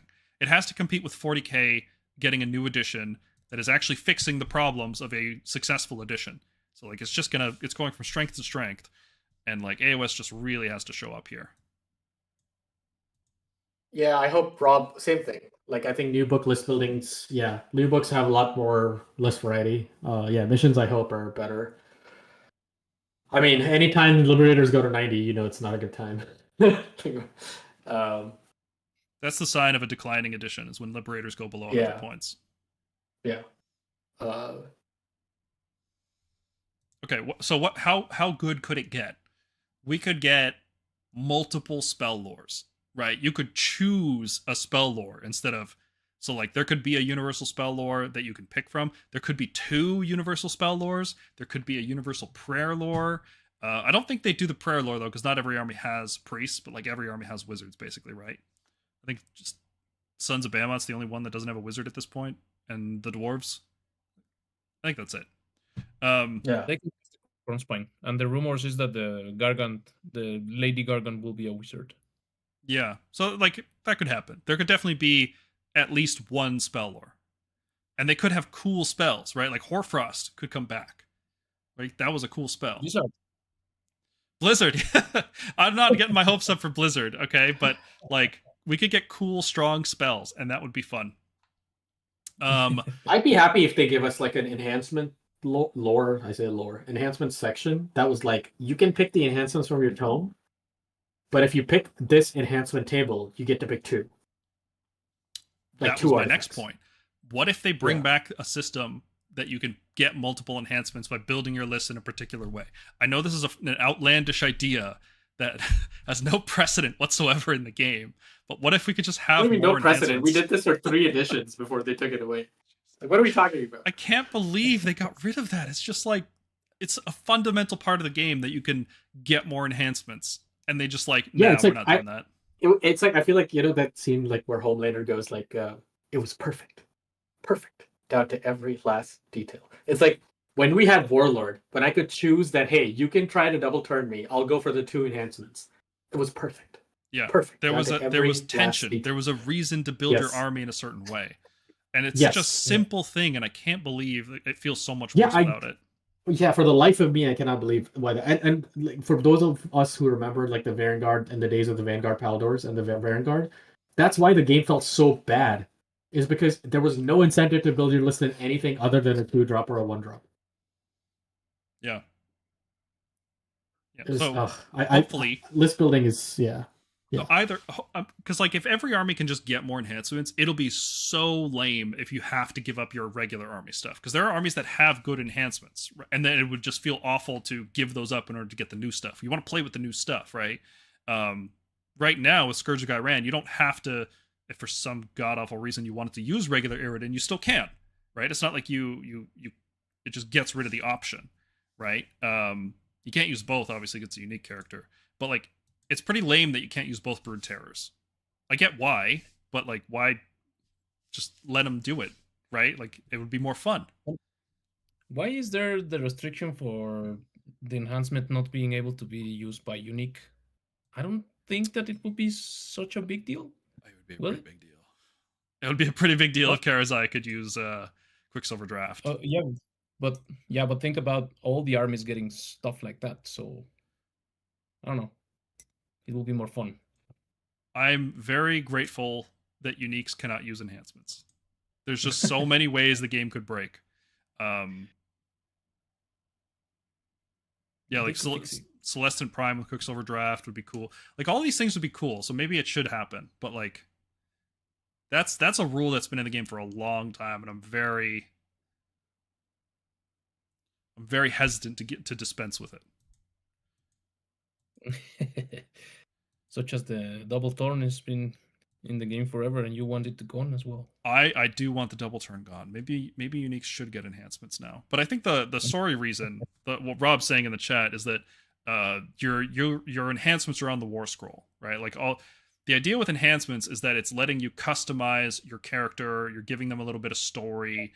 If and then like unique guys are like that's their package, that's their story, so they shouldn't get more stuff.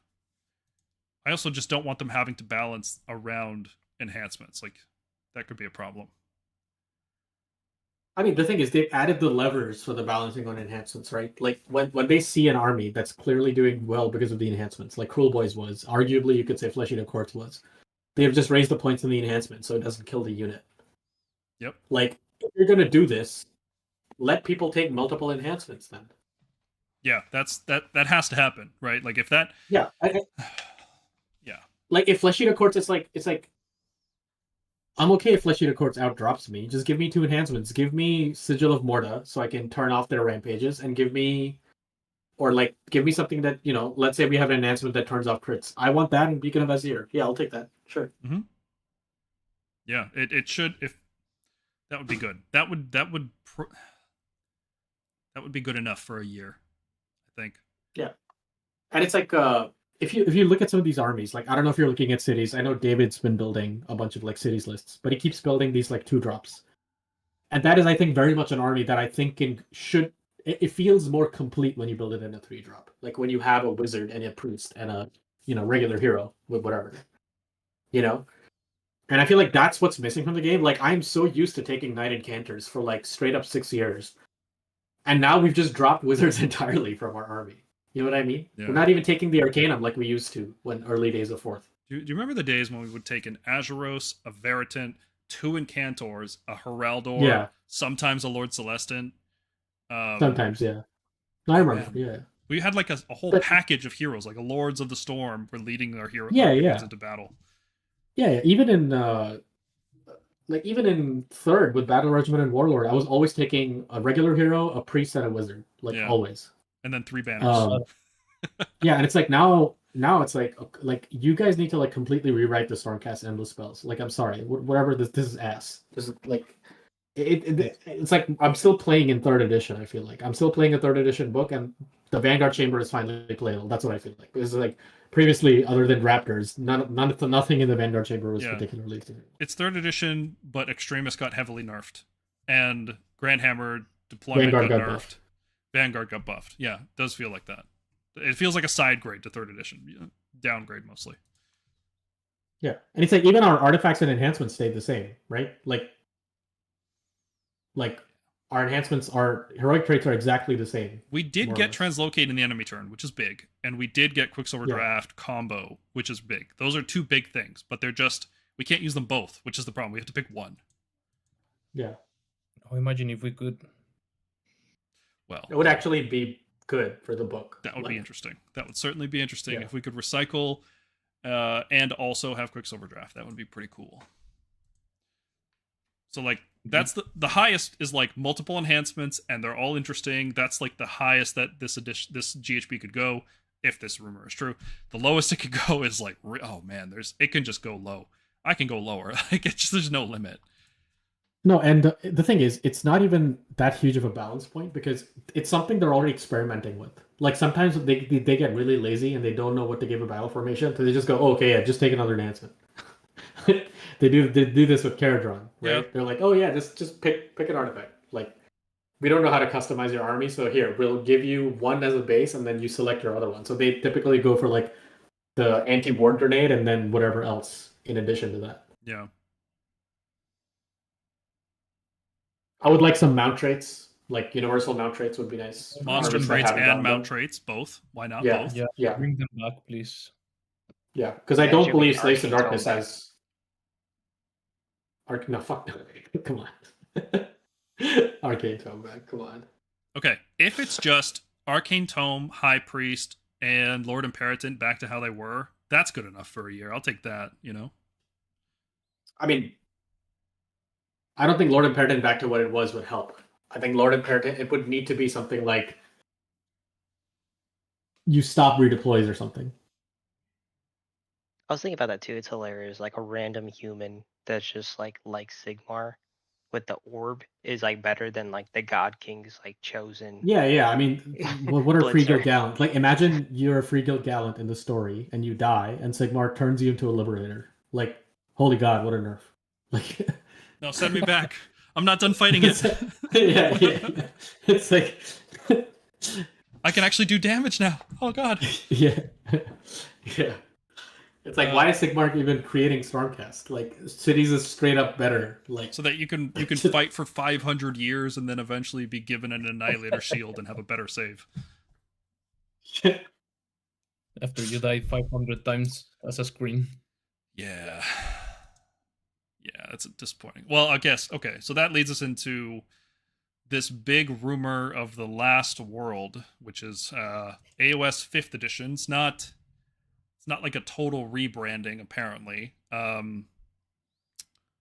the idea is that all the realms are going to get merged into a single world, and it's just going to be a lot more approachable and easier for people to understand the story. And there's a lot of arguing about whether chaos or order are winning or whatever. But it's like a soft reboot for Age of Sigmar, which is interesting. And yeah, I think the rumors are true. Personally, I get the feeling that they're true. Well, I guess we'll start with that. Do you guys think these are believable before we talk about them? Does it seem like something that's going to happen? I think I could see they it. will, but they will not be like killing the game like people it's afraid of, like when they killed Fantasy. Mm-hmm. So I think they're gonna make a big shift into the narrative and the story, and they are gonna make changes accordingly. But I don't think that they are going to kill the game. No, it wouldn't make sense to kill the game. I think it's more just people aren't excited by the prospect of the Mortal Realms. It's very hard to theme the armies around the Mortal Realms. It's like people don't understand the lore of Age of Sigmar, even if you explain it to them. It's not something that excites people that you can take a portal to another realm and it's based on a lore of magic. I think people just like maps and physical places more. And they haven't expanded very much into this part of the narrative, honestly. They have like the descriptions of the realms and stuff, but they don't dwell too much into that. They gave up on the Mortal Realms, I think. Yeah. And I think we can more or less pinpoint when they gave up on it too. If we look back on it, it was after Kronspine. I think it was after the Kronspine they just gave up the idea of the Mortal Realms as like the narrative setting, and they're like, nah, we're just gonna do this Dark Souls thing instead. Well, it's like if you look at the places that matter, none of the places matter other than Hammerhall, Anvilgard, and the 8 Plains. That's it. Which makes me think they're going to make the transition into the Last World. Yeah. They have to make geography matter. Like, it's like when people talk about like Cadia or like Ultramar or like Baal, I feel like none of these things, like there's no geography for AOS where like, where's my army from? You know, it's like it's why like cities feels like a concrete army because its identity is Hammerhall for the most part. I think they just need to like. I think that would maybe it's a way for them to get players in. I don't like the rumors about Stormcast from a lore perspective or from a model perspective. If things more or less stay the same and we just get like more Dark Souls Knights, like whatever. They would be insane to squat Thunderstrike armor, right? Like, yeah, they would be completely insane to squat units that came out in 3rd edition. There's no way that's happening. I'll be honest. I could see them squatting Vindictors. Maybe the thing is like, I really want to make a video on this, and I need to like because I feel like it's gonna be a bit ranty. But like one of the things I want to explain, maybe as part of the intro to Stormcast, is a section on why Redeemers are bad, generally. Yeah, right, that's like, gonna be in there. Yeah, like what? Like it's the number one noob trap. The number one. You just bought a Stormcast army and you received 10 of a Redeemer unit. Here's why you should not play them. Like, you have made a mistake by purchasing and building and painting this unit, for the most part. True. Now, I'm not saying that's always 100% of the time true. I think it's good that they finally made Vanquishers. Vanquishers are 90 points, and they're playable. I think they're very playable. Even if they are competing in Questers, I think they're playable. But it's taken them going to 90. They started at 120 in order for them to be playable, and they're still not great. Like people just prefer Questers sometimes because of the teleport and the 3 wounds and the 5 board. And I kind of want to just go over that. I feel like that's the like number one noob trap that people run into. Like I see a lot of like beginner lists. I remember you and I were at Brewski for like some of the for the 4th edition. This was early on, and across the table I could see like 3-4 other Stormcast players. Like some of them were newer, and they had like 10 Liberators in their army. This was when Liberators were like 110. Yep. So it's like this is bad. It's like you have not taken a good unit. Like Yeah, we definitely need a section in that video, do's and don'ts. Yeah. Or like But like dispelling... specifically why they're bad. Like yeah. From a design. Like I don't like their design at all. That's my main issue with it. It's like I can't believe Blood Sisters went to 3 wounds and Liberators didn't. Like, can you? They're both on 40 millimeters. You know, my position since before this edition has been that the base Stormcast profile should be 3 health. Yeah, I cannot. Kinnerai are not 2 wounds, dude. It's like what are we doing here? Like why are like why are Free Guild Gallants the same basically just better than Liberators? Like 2 wounds, 3 upside. Like what is the point of the 40 millimeter base? Like people always talk about how Liberators are like the base of Age of Sigmar, right? No, they and Mark Orlando, who's like a great painter, by the way, you should go check him out on Instagram. He had a great point. It's like you cannot design the base of the game to be a demigod superhuman. Like that just doesn't work. It's like the Intercessor, Space Marine Intercessor is not a baseline human, so you cannot have that be 100 points because whatever you design at 100 points will always be so underpowered. It'll never feel like it matches the lore. Yeah. And I feel like they need to give up on that whole idea that Liberators are like the base 100-point unit. Well, it's all a holdover from before points even existed in Age of Sigmar, right? Yeah. Liberators were the baseline unit when people were calculating point values for... Like, everything was compared to Liberators because it was like, well, they feel like the most fair unit. So we're going to make them... I think it was like... made them 4 points in the first... the community point system. It was like, well, we're going to make them 20 points for 5 Liberators. That seems fair. And then everything was just derived from that. And then Age of Sigmar took those points, multiplied it by 5, barely made any changes, and then that's just been the standard since 2016. For some reason, Liberators at 100 points have been the standard. And they really should not be. There's so many lore problems with that. There's so many gameplay, identity problems. It just doesn't work. Like, Stormcast need to be stronger and tougher. Yeah, it's like 40k has finally managed to somehow fix this. Like a Kriegsman, like no matter how good they are, they will find it hard. A unit of 10 Kriegsmen cannot take on 5 Space Marines that easily. Like even Intercessors for that matter. Yeah. But like that just there's like a huge lore mismatch. There's a huge mechanics mismatch. There's a whole and it's such a noob trap. It's crazy for a unit that they typically give you 10 of every time a new box set comes out. It's sad that they never managed to make them good. Yeah. Why did they have crit mortals?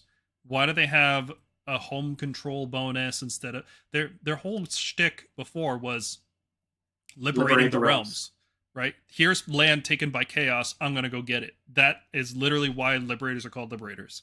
That's always been their lore. And now it's like, no, you sit home and with your crit mortals and your bad stats, you're strictly worse than a regular human wearing mass manufactured armor and guns. You're just worse than them. You sit at home and you sit on your objective with your +3 control bonus. Damn it! Only if it's wholly in your territory, though. Like, yeah. Whew, you don't want to make sure you don't want to be defending that objective that's slightly too far away. I mean, I get it. They mentioned in the lore that the role of Liberators has now changed to where they're guarding a lot of the cities that have been established now. But surely there's still better ways to represent that. You know, a good weapon for defending a point is a spear, not a hammer. If only we had a spear-wielding chaff unit that could defend objectives and things like that. Oh, man. That'd be so cool. Yeah, sad they never made that. But yeah, I definitely want to make that part of the Stormcast 101. maybe even a separate video, because like I feel like I have to explain this to people, and like their design has consistently been terrible. And what I really was like, I resigned myself to how bad it was going to be forever, and then I saw what they did to Daughters, where uh you know, Kinerai went to 2 wounds, and Blood Sisters went to 3, and Bloodstalkers went to 3, and I was like, you have got to be kidding me. If you can do this, you can just do this in a battlefield, right? You just point Liberators up by like 20 and give them 3 wounds or something. Yeah, no, it's certainly doable. Santi and I had this huge waste of time, basically, but we did a project where we restatted all the Stormcast, and we started with a baseline of 3 health, and we're like, well, how can we actually like increase the points and increase the damage and still find roles for every single unit in the army? We put it in the wishlisting channel. We actually did everything except the Vanguard chamber, and we went through and we added like these stat values. And the gimmick we settled on was that Stormcast units couldn't be reinforced. They were all tougher and stronger, but they couldn't be reinforced. And the idea was you had to have multiple units working in tandem. So you'd have like a little phalanx of Redeemer and Angelos units working together, or like Paladin and Justicar working together. Like the conclaves actually mattered, which people don't even know what that is. I'm like 90% of people can't tell Stormcast models apart, and even Stormcast players don't know what conclaves are. It's like forbidden knowledge or something. But yeah, we did this whole project, and it's certainly doable. Like, it's just a matter of will. And I think, dude, if snakes get to be 3 health and liberators are not 3 health this time next year, like, holy, I'm gonna be so upset. I don't know why I'm gonna. It's just wrong. It's just an injustice. Yeah, and for that matter, I don't even understand why prosecutors aren't. Yeah. Like, prosecutors already in a squad of 3, right? So they could be 3 health, and the max health would still be less than 10. They'd be the same as Reclusians, just 10 points more expensive. Yeah. Like, why can't we just have prosecutors be 3 health? Yeah. Why are they 2? They don't even deal that much damage anymore. No, they don't. I mean, you can see how many people are taking them. We're the only ones who are taking them. None of the other guys run them. Only Paul puts prosecutors in his list, and David does if he takes Airden. Nobody else who doesn't take Airden takes prosecutors. I'm a crazy person, though. I like it. Yeah, they fulfill a role, but they feel like too expensive for what they can do. Yeah. Especially it's like I get it. Your ceiling for Stormcast health is 10. Like you want Stormcast to have 10 health or around 10 health max. Right? So prosecutors, even if you put them to 3 wounds, would have 10 health max, like 9 health. Like, and that's fine. Like 18 wounds on a 5-up ward is not a problem. Like, Reclusians have been fine for a while, Quest for Soulsworn have been fine for a while. If the problem is health scaling with wards, get rid of the wards. I would rather have raw health than wards any day of the week. Yeah, true. Wards are just like average health, essentially, like dice roll health. Yeah. Like there is differences, because like healing scales well with that, right? If you have a 4-up ward and you're healing 3 health every turn, for example, you're pretty happy to have that 4-up ward, because then the healing goes even further. But there's also counterplay to wards, so I'd rather just not have wards, and I would rather have more health. They got to bring rerolls back in the game, because this is getting ridiculous. Light of Eltharion shouldn't whiff. That just nearly as often as he does. He should get rerolls. He is he is the reincarnation of Eltharion, made of the realm of light itself. Like, and he's on 2s and 3s. Like, what are we doing? Like, why is that like? Yeah, I feel like Andrasta with rerolls. If Andrasta had rerolls, her cost right now would actually be justified. Yeah, certain units. Like if she was rerolling against heroes and monsters. Like certain units should get to reroll, right? Like, that could also be a differentiating factor between armies. Like, I'm trying to find the image I made where it was like a regular gun. You raise a pretty good point. So you raise a pretty good point. I kind of want to. This another thing I wanted to talk about. So you know how I said I wanted to make a section on how Redeemer units are bad? Yeah. I want to make a section on why our hammer heroes are bad. Oh, like there are heroes in our book whose only purpose is to be a hammer, but for some reason they have been pointed. So the only way that works is if their points value is equivalent to 1.5 hammers in our book. By 1.5, I mean if Andrasta cannot be 300 points, because 300 points is what prosecutors are. 6 prosecutors are 300 points. Mm-hmm. She would need to be 225, 1.5 prosecutors in order to be worth it. Yeah, well, the problem is that hero as a keyword doesn't confer enough benefit. Yeah. and there's no utility on these heroes, so they just become another hammer. And then we just have hammers that the way Stormcast play is like we try not to take any damage until we hit you. So like the fact that prosecutors can lose damage output and Andrasta doesn't really matter because we're trying to hit you with 6 prosecutors no matter what. Like we're not looking. They're not going to be brawling in your face. We're going to pop them down and 3d6 you. Yeah. Yeah, all of this is just downstream from the lack of health on Stormcast units. If Stormcast units had more health and more damage, we wouldn't, like, so many problems would just get solved immediately. Like, remember last edition we were using 3 Dracolines and we were using squads of 3 Grand Hammers because we're like, no, 3 Grand Hammers is enough. We don't need 6. 6 is massive overkill. And, like, dropping 3 little dudes and just wiping out a unit felt incredible. And that we just don't do that anymore. Our damage output is only... We hit that point with reinforced units now. We used to just do that damage with unreinforced units.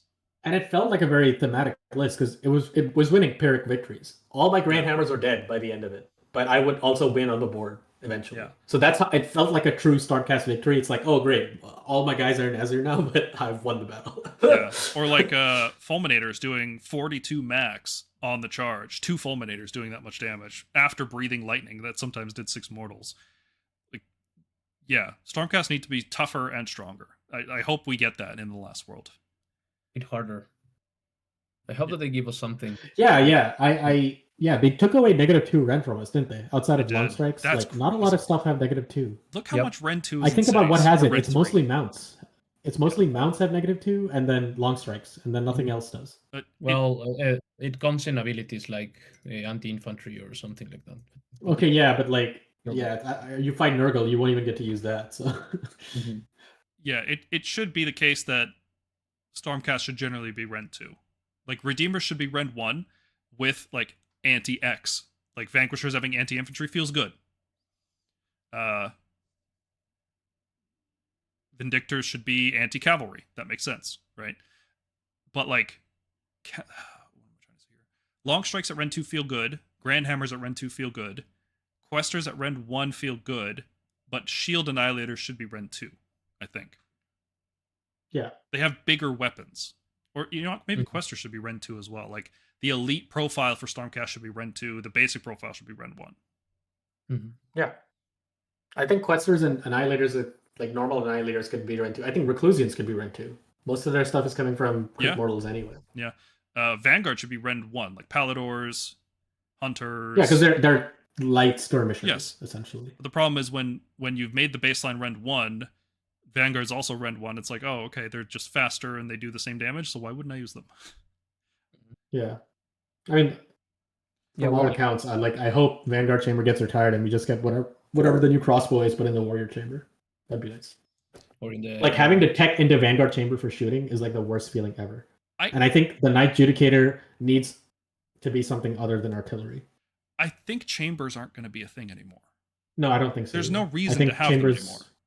If the Last World rumors are true, there's no reason to have chambers. Like, why would we need a Sacrosanct chamber? There's no anvil to guard.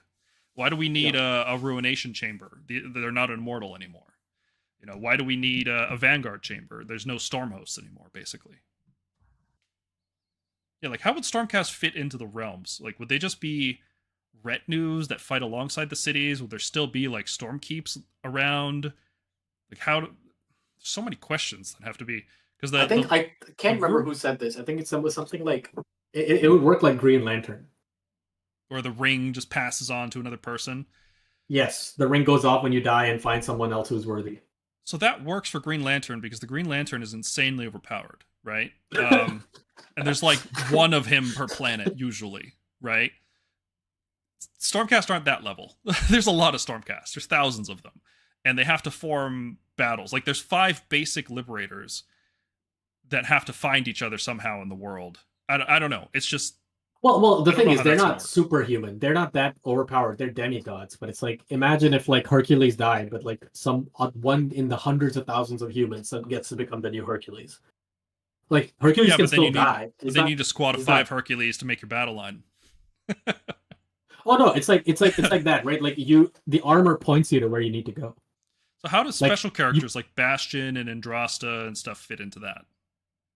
Does like Oh, they You just they get just like become gene seeded and like, oh no, I've been zapped with Bastion's soul. I guess I'm like a Giga Chad now. no. Those guys just don't die. They become like Marnius Calgar in 40k, Oh, where it's like the whole thing about like that's what I was saying. Like if Stormcast lose their reforging and become mortal again, nobody gets to become the new Bastion. It's just that Bastion doesn't die.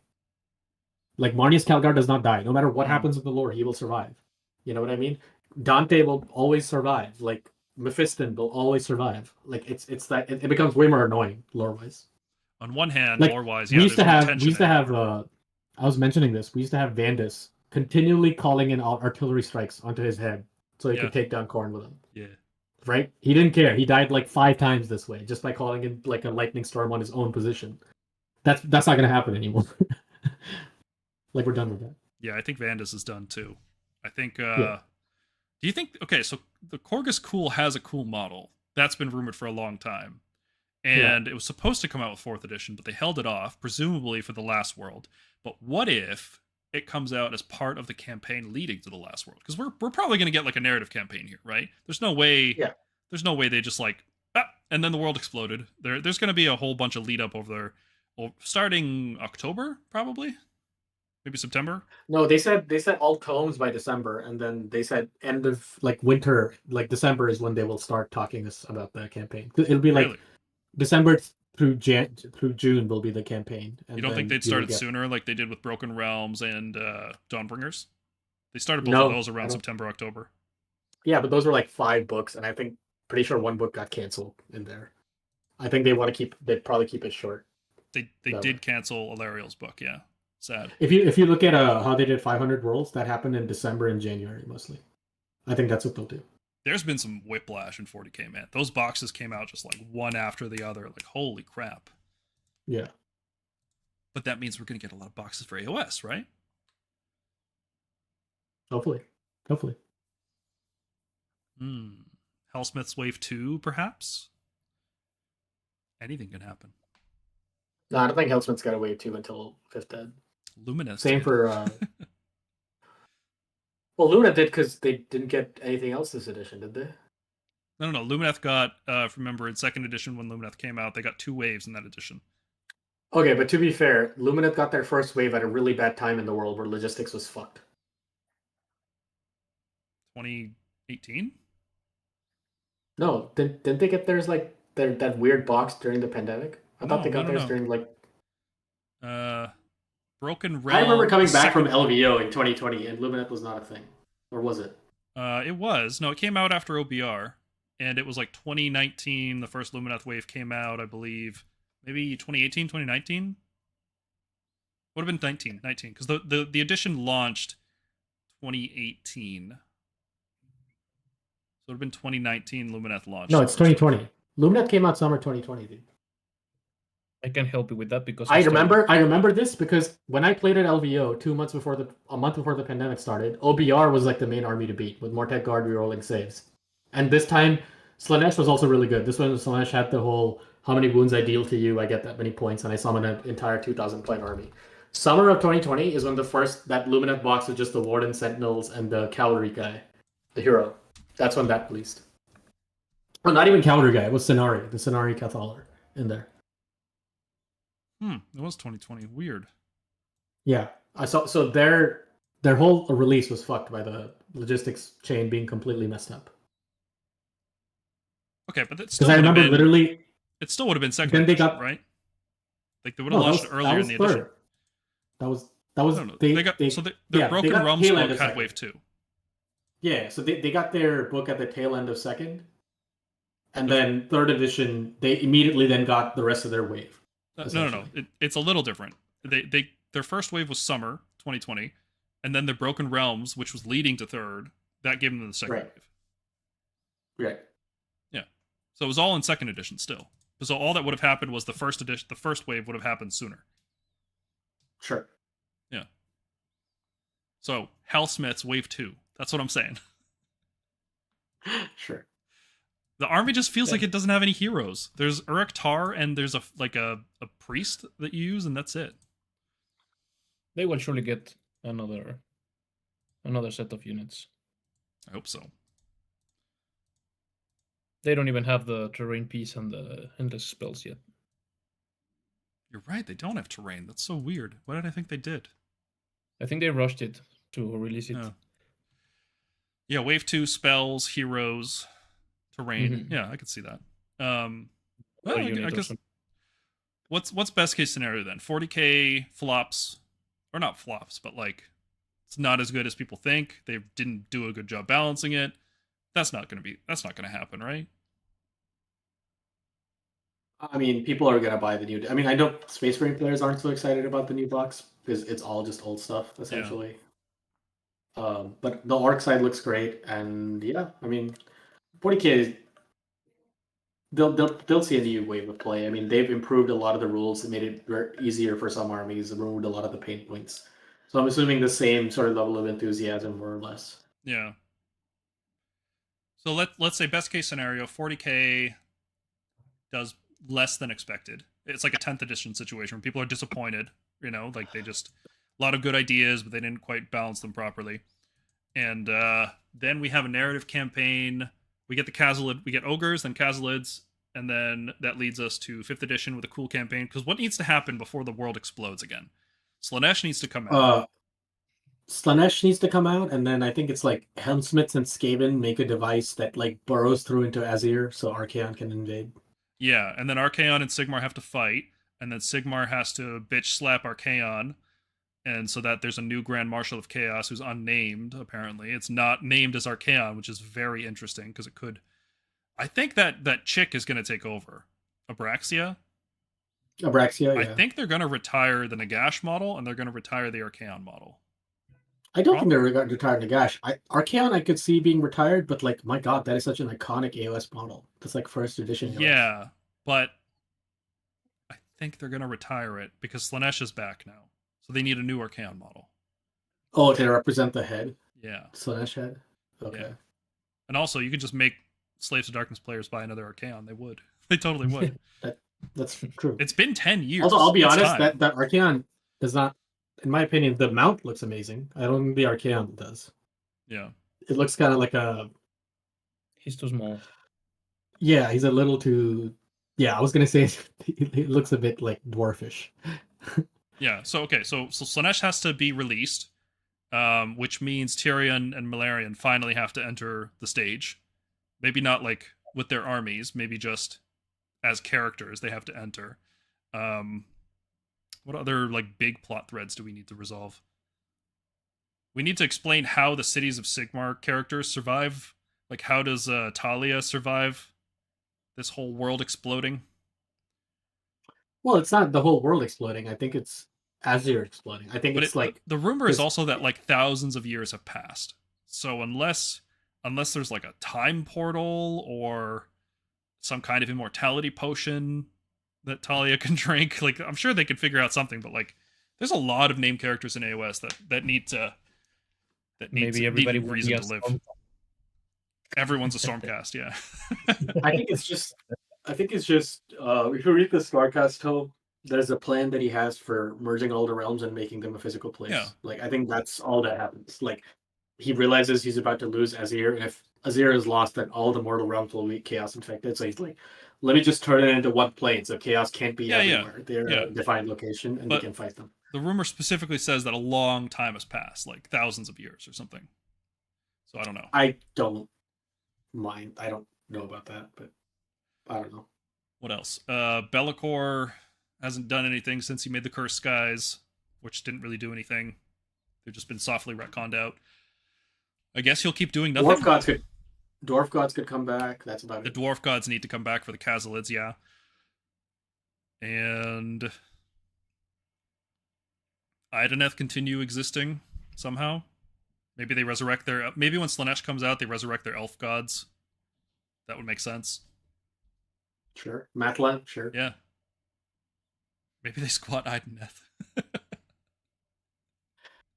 feel like Ideneth is like a proper AOS army, if I've ever seen one. It is. That's why I think it's going to get squatted, just like Sacrosanct. Inspiration D20. How good would Vanquisher spam be? Like 100 Stormcast models and cheapest heroes. I think it would be pretty bad, and I'll tell you why. Like, I'll give you the gist of why Redeemers are bad. Vanquishers are great when you fight their ideal targets. A lot of the times you won't. You will fight a monster heavy list and you will be stuck with a unit that is doing 10 attacks to 3s and 3s, -1/1. That is not enough to kill anything.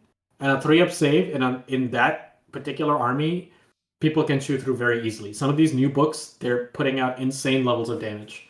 Like Nurgle will just chew you alive with mortal wounds, and like a unit of plague bears will just kill like 5 or 6 liberators, no problem.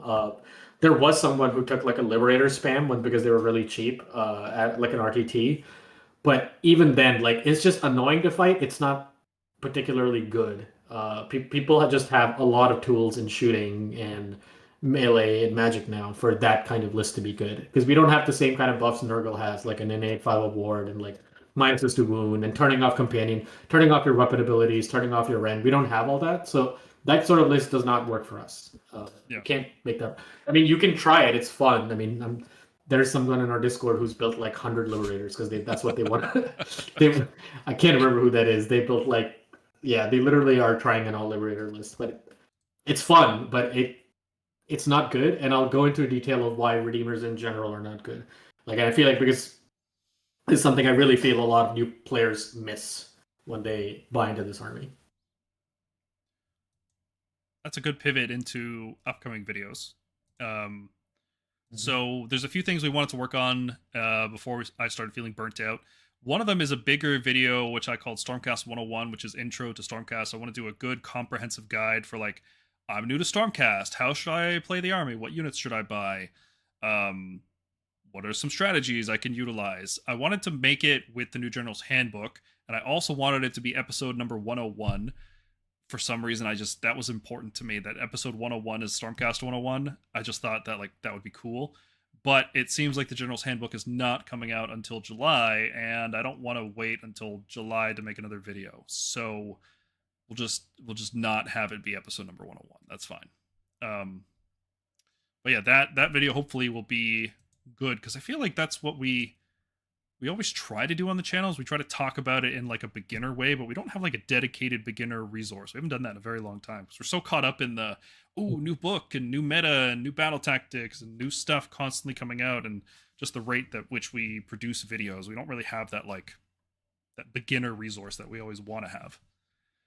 And then we could talk about stuff like do's and don'ts, like don't move into the middle of the board with your Stormcast. You're not a grindy army. Like a lot of it is going to be dispelling rumors or not rumors. Like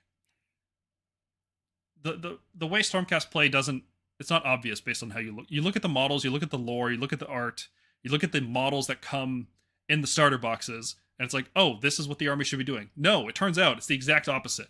Everything you thought you knew is just objectively wrong, unfortunately, because there's long strikes, and long strikes have to be included. I think it's like we're one of the few armies. Like I think about like people who are like, should I buy the Spearhead? Because Spearhead, genuinely, in my opinion, is a great way to get into some other armies. Like if you're playing OBR, I think you should buy the Spearhead.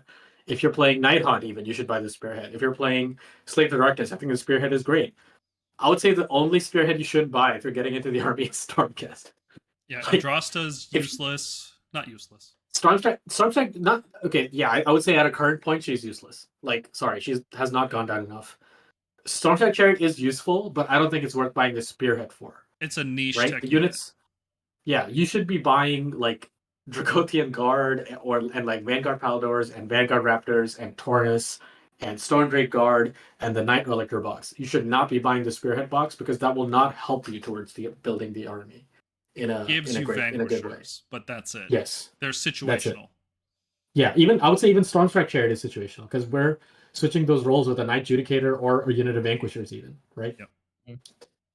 So, yeah, that's what I mean. So I'm really gonna make that newbie trap video, like product bad design and like why it's some units that have bad design but new players gravitate to, because everything about the lore and the product and the way GW markets it makes it feel like you should be buying those units. It's like, imagine if you bought Space Marine Intercessors and they just completely sucked. And they don't actually now. Intercessors used to suck for all of like 8th and 9th edition. In 10th edition, they're good. Like people are taking them now. Imagine you bought an army of like space bugs that are all about terrifying the opponent, and they have bioweapons and explosions and psychic powers. And it turns out that the way the army plays is by doing no damage, dancing around objectives, and hoping your opponent doesn't like spike high and kill everything in 3 turns.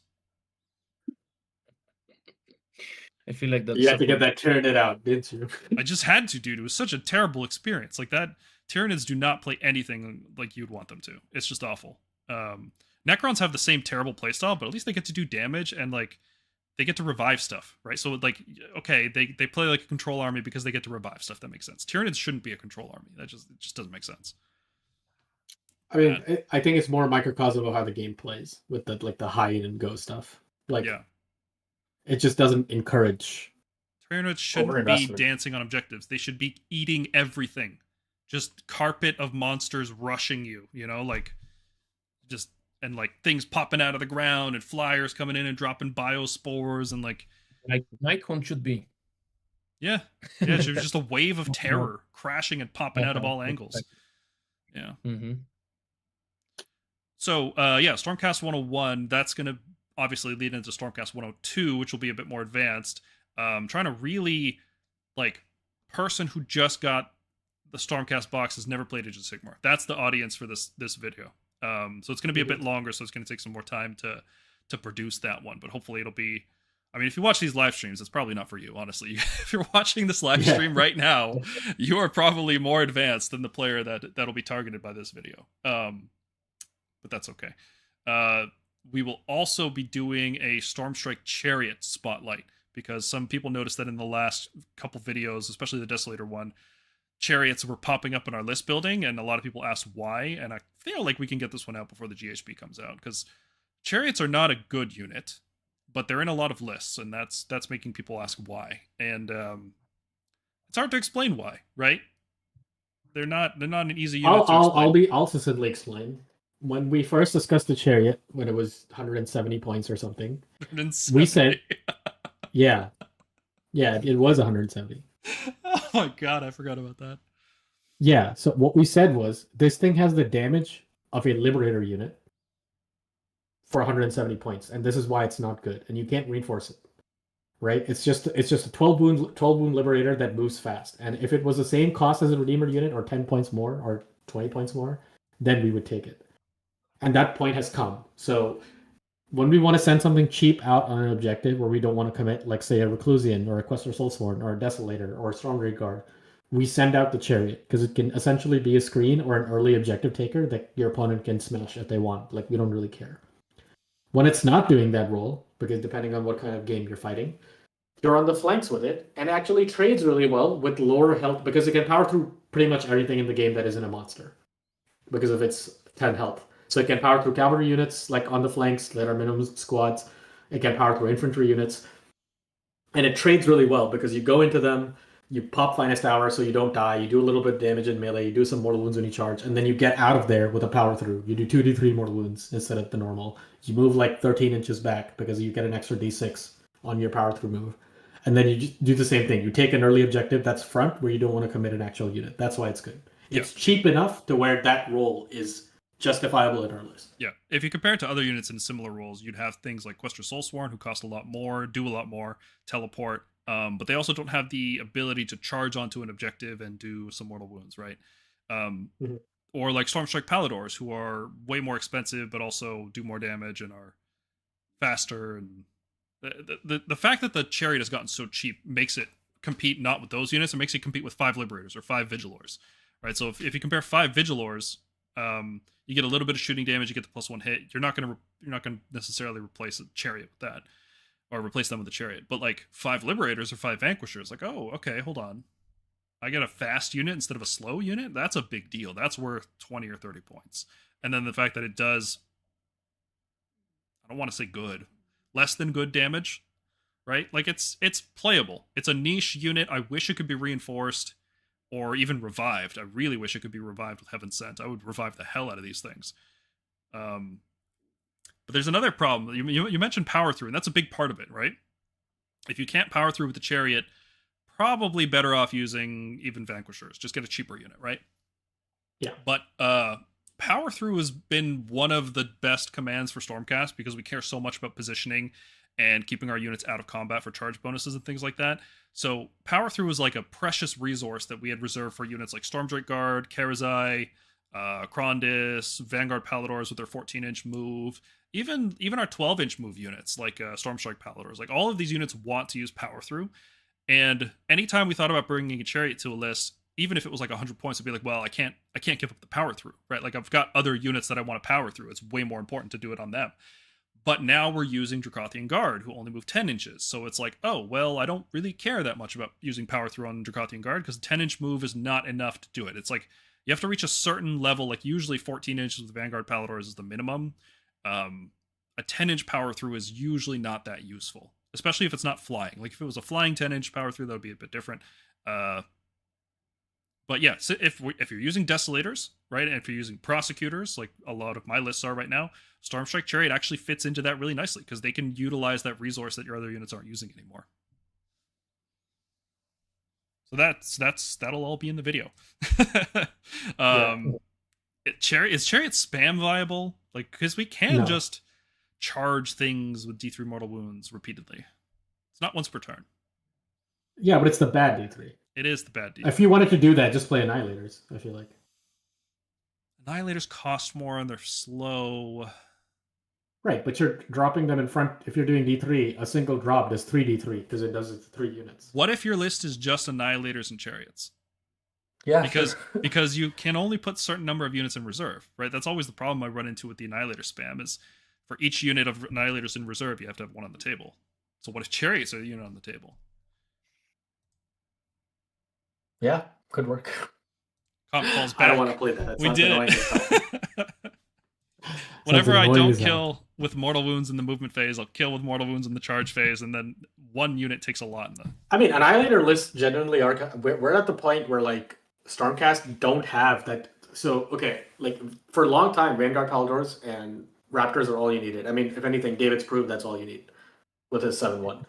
But there are some lists, like, David could not beat that second Nurgle list, right? And we're getting to that point where there's so much stuff on the board that are elite that unit combo isn't working anymore. People are going back to experimenting with Annihilators. They're like, yeah, I'll pay the Imperative and Gardas tax, and I'll, bring 2 units of Grand Hammers and just try to, like, Unga Bunga kill you. I don't like it. Yeah, I don't like it. Yeah, I'm not a fan of it because it's way too many failure points, but it's like, it just shows you how much we need, like, that sort of damage. Because Annihilators are incredibly efficient. It's just that they're taxed on delivery, right?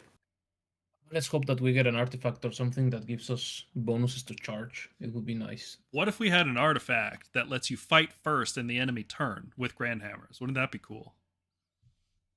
That's not good enough, honestly. It's not. Redeploy still sucks. 4-inch move unit sucks. I really like that's why I kind of like the Army of Renown for that, because it has that thing where it's called charge through, where you get to do a charge even if you're in combat. Mm-hmm. So, like, I quite like that. I think there is a spell in that army, I'm pretty sure, or like a prayer, I want to say, that like gives you +2 to your move, but that's not enough. I feel like that prayer needs to be run and charge. We need a run and charge prayer. Yeah. Yeah. The Ruination Brotherhood prayer should be part of the default Stormcast kit because it fixes so many problems if we can make an infantry unit run and charge. Yeah, like it fixes all the mobility. Like, instead of that stupid heal, that really should be our unlimited prayer, run and charge. Oh, it would be awesome. Translocate should be unlimited. No, translocate should not be unlimited. two priests, translocate, counter translocate. Stormcast should have 2 prayer lores, and we should be able to take both. But each priest learns 1 prayer lore, so we could have like second priest brings second lore kind of thing. That'd be cool. Yeah, whatever. We have a lot of priests. I think we have the most priests in the game. Yeah. True. I can't think of an army that has more. Yeah, I think DOK, I think. Right? We've got Iridan, Ionis, Lord Relictor, Knight Relictor, Lord Veritant. How many does Doc have? Hag, Queen, Water Hag, Cauldrons, Bird Lady, Krethissa. So 5 and 5. Yeah. Well, we got second Iridan. There we go. We have second Iridan. Second. I mean, Krethissa has a second too. Oh, damn it. And you have to call them.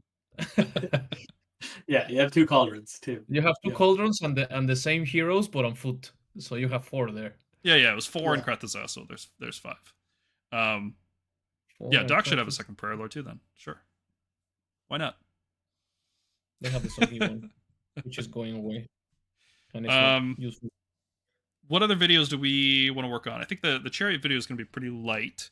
I guess if you made it this far in the stream, let us know in the comments and in the chat what you would want us to put out. Yeah, if you have any ideas about videos you would like to see on like how to use units or anything like that, please let us know. What's a unit spotlight we probably should have done by now? Prosecutors? I I feel like we did one on prosecutors, didn't we? think that was in our recycle video. Yeah, I guess so. Yeah, okay, maybe we'll do prosecutors too. We don't have one? Could be like a how to use like I feel like quest results when people just like send all their quest results to like a marked objective, maybe like but that's like very simple. I don't think this works. That'll be in the do's and don'ts of Stormcast 101. Don't Yeah. teleport your questers top of 1. Like that's no. Spend all the teleports. Yeah. Yeah. They're such a good unit, but I think people are just like they're spamming it because That's it's a great efficient. unit. Every time that I play it, I am like, oh, these units are missing. Yeah.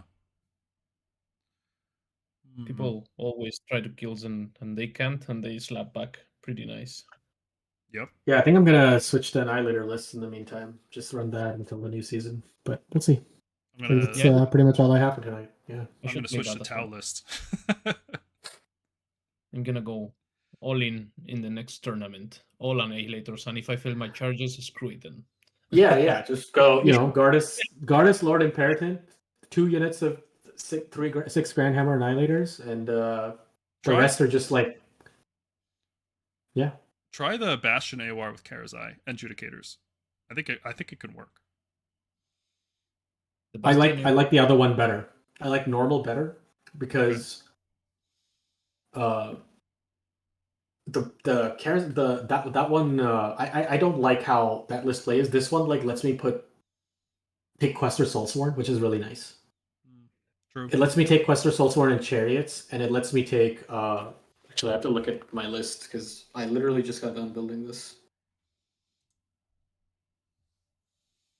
The points in this Bastion list are so funny, and I don't like being 4 or 5 drop. I feel like the Annihilator list that we used to build could be Warlord, and I could be as many drops as I wanted, and it was fine. Because you could stay so far away. Yes, I don't think the way we build Annihilators now, it can't be anything but a 2 drop. Like, I feel like you're already on the back foot if your opponent is making you go first. Oh, I take it for Thunderhead Host, because I take, like, unit of prosecutors. Yeah, unit of prosecutors and vigilers in there, so I can guarantee the +1 to hit instead of having to spend a CP. And it's very necessarily used lately. So many debuffs anymore. Yeah, and then I also take I've been taking trying out Storm Coven again, because in that army you teleport the Storm Coven with like a priest if you want, and then you cast what is it called, the strikers. cogs for real charges if you want to reduce their movement. Just get the 4-up prayer. No, because you activate the cogs with like a hero if you want, right? Like if there's a wizard within 3, everything wholly within 12 reroll charges. So you get reroll charges for free on all your Annihilators. I was confusing it with the chains, the other stuff. Yeah. I hate what you're describing. I don't want to roll a 4-up prayer, and then I don't want to cast a 6-up spell, and then I don't want to make an 8-up charge. Yeah, it's not great, but ideally the idea is like if you're doing all of them at once, the Imperator and Gardus and Annihilators, then you shouldn't need cogs. But if you're doing it separate, where like the Imperator and 6 Annihilators are dropping, and then Gardus and 6 Annihilators are dropping, having cogs for free reroll charges is pretty good. It's gonna get results. It'll get at least 4-1. But I just don't. No, it's not good. It's just I'm playing it more for fun because I'm tired of this book right now. I'm really tired of this book. You're not loving OBR? Honestly, like no. Like talked to Madigan too, and even she thinks wedge is the only way to play. By Yeah. wedge, I mean Cavalos wedge. Yeah. Everyone has to take minimum 3 units of Death Riders. Then you pick between the crawlers or 23 X's, or you take both sometimes, depending on what you want. And that's your list. Morghast, nobody cares. Stalkers, bad. Immortus, why? Catacross. I like that the Catacross is not an auto take now like it used to be, but my god, it's just bad now. Yeah. When Cavalos get nerfed, it'll be a whole new ball game, but it'll take time for them to figure out what's good, because Cavalos is so good it's not worth playing anything else. Yeah. And then the list is literally like people are not even they're considering dropping the crawler now. Crawler I think is good, but it's like they're going, oh, let's just take multiple Tyrannic cohort. So we can Tyrannic cohort, Murderlust, and then keep doing wedge. Tyrannic cohort, Murderlust, keep doing wedge. I called that. I said this unit's ridiculous. It's like pre-game move plus Murderlust. Like, oh, okay, cool. It's so stupid. But it works. Yeah. It doesn't matter if it's strategic or if it's sustainable. All you need is 2 turns to disrupt the enemy that much, and you just win the game. The unit that has a previous move and then has a it has a pre-game move. You can just run it, and you can take the sub-faction that makes guarantees your run to be at least a 4, and then in their hero phase, you just Murderlust into them, and now you've tied up their whole army. Or whatever hammer unit they have. And then you keep doing, and then when it's your turn, you go do your Cavalos wedge again. Yep. I love having teleports and flying units. That's all I'm going to say to that. Yeah, I mean, if your army has retreat and charge, like, you don't care, right? Like, it's like, if Age of Sigmar takes the Gate Guardians, they're not going to care. But they tag you on the hero phase. Yes. Oh, yeah, but you cannot. Your hero phase. Like, so it's my turn. At the end of my hero phase, they will come in and tag. Yeah, they tell you to go first, and they tag you, so you can't move. Interesting. And they move 7, right? Pretty sure 7 or 8, something like that. 9 inches. Oh, I wanted to tell you something. Yesterday, I ate 3 Sloven Knights with the Loceless. With what? With the starter. Oh, yo, that's why that thing is 460.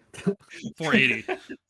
It was so fun. Star Drake with good, like, imagine good enhancements come out that are good, and we have the Star Drake just ready to gobble up, because he's good into a lot of the meta that we're facing right now. You know what would be really nice? Blade of Sigmar or something that just says +6 attacks on this hero.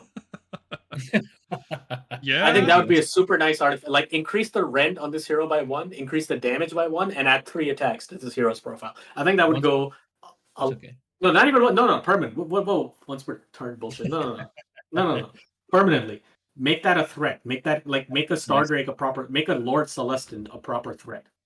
You know? Yeah, would be nice. I don't even care about the damage. Just be like +1 rend and +3 attacks, +5 attacks or something crazy. Mm-hmm. Back when the Celestant had different weapon abilities for each weapon loadout, so there was like an axe, a sword, and a hammer, right? I think the axe stopped pile-ins, the hammer did crit mortals, and the sword, I want to say, got more attacks based on how many Stormcast units you had around him. So it was like he was getting powered up by how many dudes were around him, and I thought that was really cool. The idea of like having a central figure and then everybody else like empowering him. Yeah, and the axe summoned a storm, so you could stop pile-ins, or like you didn't stop pile-ins, you reduced them to 1 inch. Yeah, which mattered because of weapon ranges. Mm-hmm. You had 3-inch range on the jaws. Those are the days. Yeah, if we get new enhancements, I don't know. Overall, I'm hopeful for the GHB. I think it could revitalize the game. I think 4th edition's made a lot of mistakes, but it's not like the core rules are good enough. Like it's fun enough to play. It's not strategically satisfying on a deep level, but it's fun enough. Like it's like a fun game to play and not care if you're having fun. I don't know how to describe it. Like, if you're like talking with a buddy and you're just like, this is a thing that you're doing, it's good, right? But if you're like trying to take it seriously, competitively, I feel like it falls short. Does that make sense? Yeah, I think so. I think especially with the old books. I think the new books. But the new books are all playing the serious game. If you're old book, you're just trying a gimmick, and which for what it's worth is it can be fun. Like sometimes when I don't care and I'm just like, oh, I'm gonna take Gardas, I'm gonna take 6 prosecutors, I'm gonna take 6 annihilators, I'm gonna wreck you. Like that is its own kind of fun, I think. Yeah. And some of them are better than others. The Lumineth book, I think you can play most of the book. The rules are pretty good. Yeah. So you have just the region you have a lord lot on of Light play. Courser is just the worst. Yeah, just that guy. The rest of the book, it's playable. Yeah. I think you can play Ticklis, and he could be very fun. You can play the Stone Guard. You can mix and match stuff. It might not, all the combinations may not be the best, but you can do decent with it.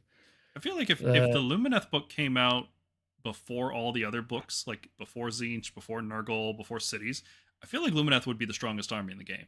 But it came out after Nurgle, so it's just like really struggling. Nurgle is a huge wall for it. Yeah. Nurgle and Stormcast, both really bad matchups. Yeah. Not just that, I think Tzeentch is not a great matchup for them either. I think Tzeentch is faster. Tzeentch is faster than them and has glass cannon. Like, Lumineth doesn't have a lot of defense other than outside of their movement. I think Tzeentch does more damage than Lumineth for being like that sort of magic-y, tricky army. I haven't had much trouble against Tzeentch, honestly. Really? You haven't faced the 6 Zangor on disc just wrecking you? They do absurd amounts of damage. Wow, interesting. They have whiffed. Mm-hmm. But it's what I'm saying is like their damage is very high. Like Stormcast can probably deal with it, but I think like Lumineth don't have a unit like that. Like 6 Enlightened on disc generally do a lot of damage with the buffs that they have available. They kill pretty much everything they hit, yeah. Yeah, because I've seen them wipe out like Stormdrake Guard, like 40 like Green Force Stormdrake Guard. Last time they failed to kill my 5 kangaroos. That's an insane whiff. I can't. That's crazy. Yeah, that's a bad. We're talking roll. about 6 Zangor and Enlightened, the melee guys on discs. Countershoot took 2 of them. Yeah, countershoot's one of the ways you deal with that unit. Yeah, and then it's a 14-inch range movement. It's got 3 attacks at 2 damage, with crit 2 hits, and then discs horns, which are 2 attacks at -1 for D3 damage. Yeah, it's a very good unit. Yeah, it's a very good unit. And then you set Eltharion in a way in which they cannot all pile in and hit him. So okay, that's a very different scenario than they just whiffed and couldn't kill 5 wind chargers. yeah, but things like that have been working well for me. Yeah. And the other time they also sent the unit and they tried to charge. They killed my 10-man unit of wardens, and I was like, oh, okay. I have to log off, guys. But yeah, we can end the stream here. We're kind of just rambling. Yeah, we're just rambling now. So hopefully it was entertaining for people to watch. Yeah, but anyways, nice talk. Yeah, I think we'll at least do the Stormcast 101. I kind of want to make the 3 sort of design new traps for Stormcast video before the GHB comes out. We could structure those more as like a letter to the community and the designers. Like, hey, we're Stormcast players. This is how we feel Stormcast should play. This is where it's falling short. Like we could have like a different tone for that, right? Sure. If we want. I haven't thought of a title yet. Yeah, we'll have to think of a good title for it. But yeah, I want to make that video because I feel like it's a mistake that keeps happening over and over, and it's like Marathi with the Iron Heart. It's high time we fixed it. You know? In 10 years, it's time to fix it. Yeah. Joshua, thank you for tuning in, buddy. I'll read your long Discord message after probably tomorrow morning. Sorry, it's getting late. All right, see you guys. All right, good night, everybody. Thanks for tuning in. Thanks. Good night.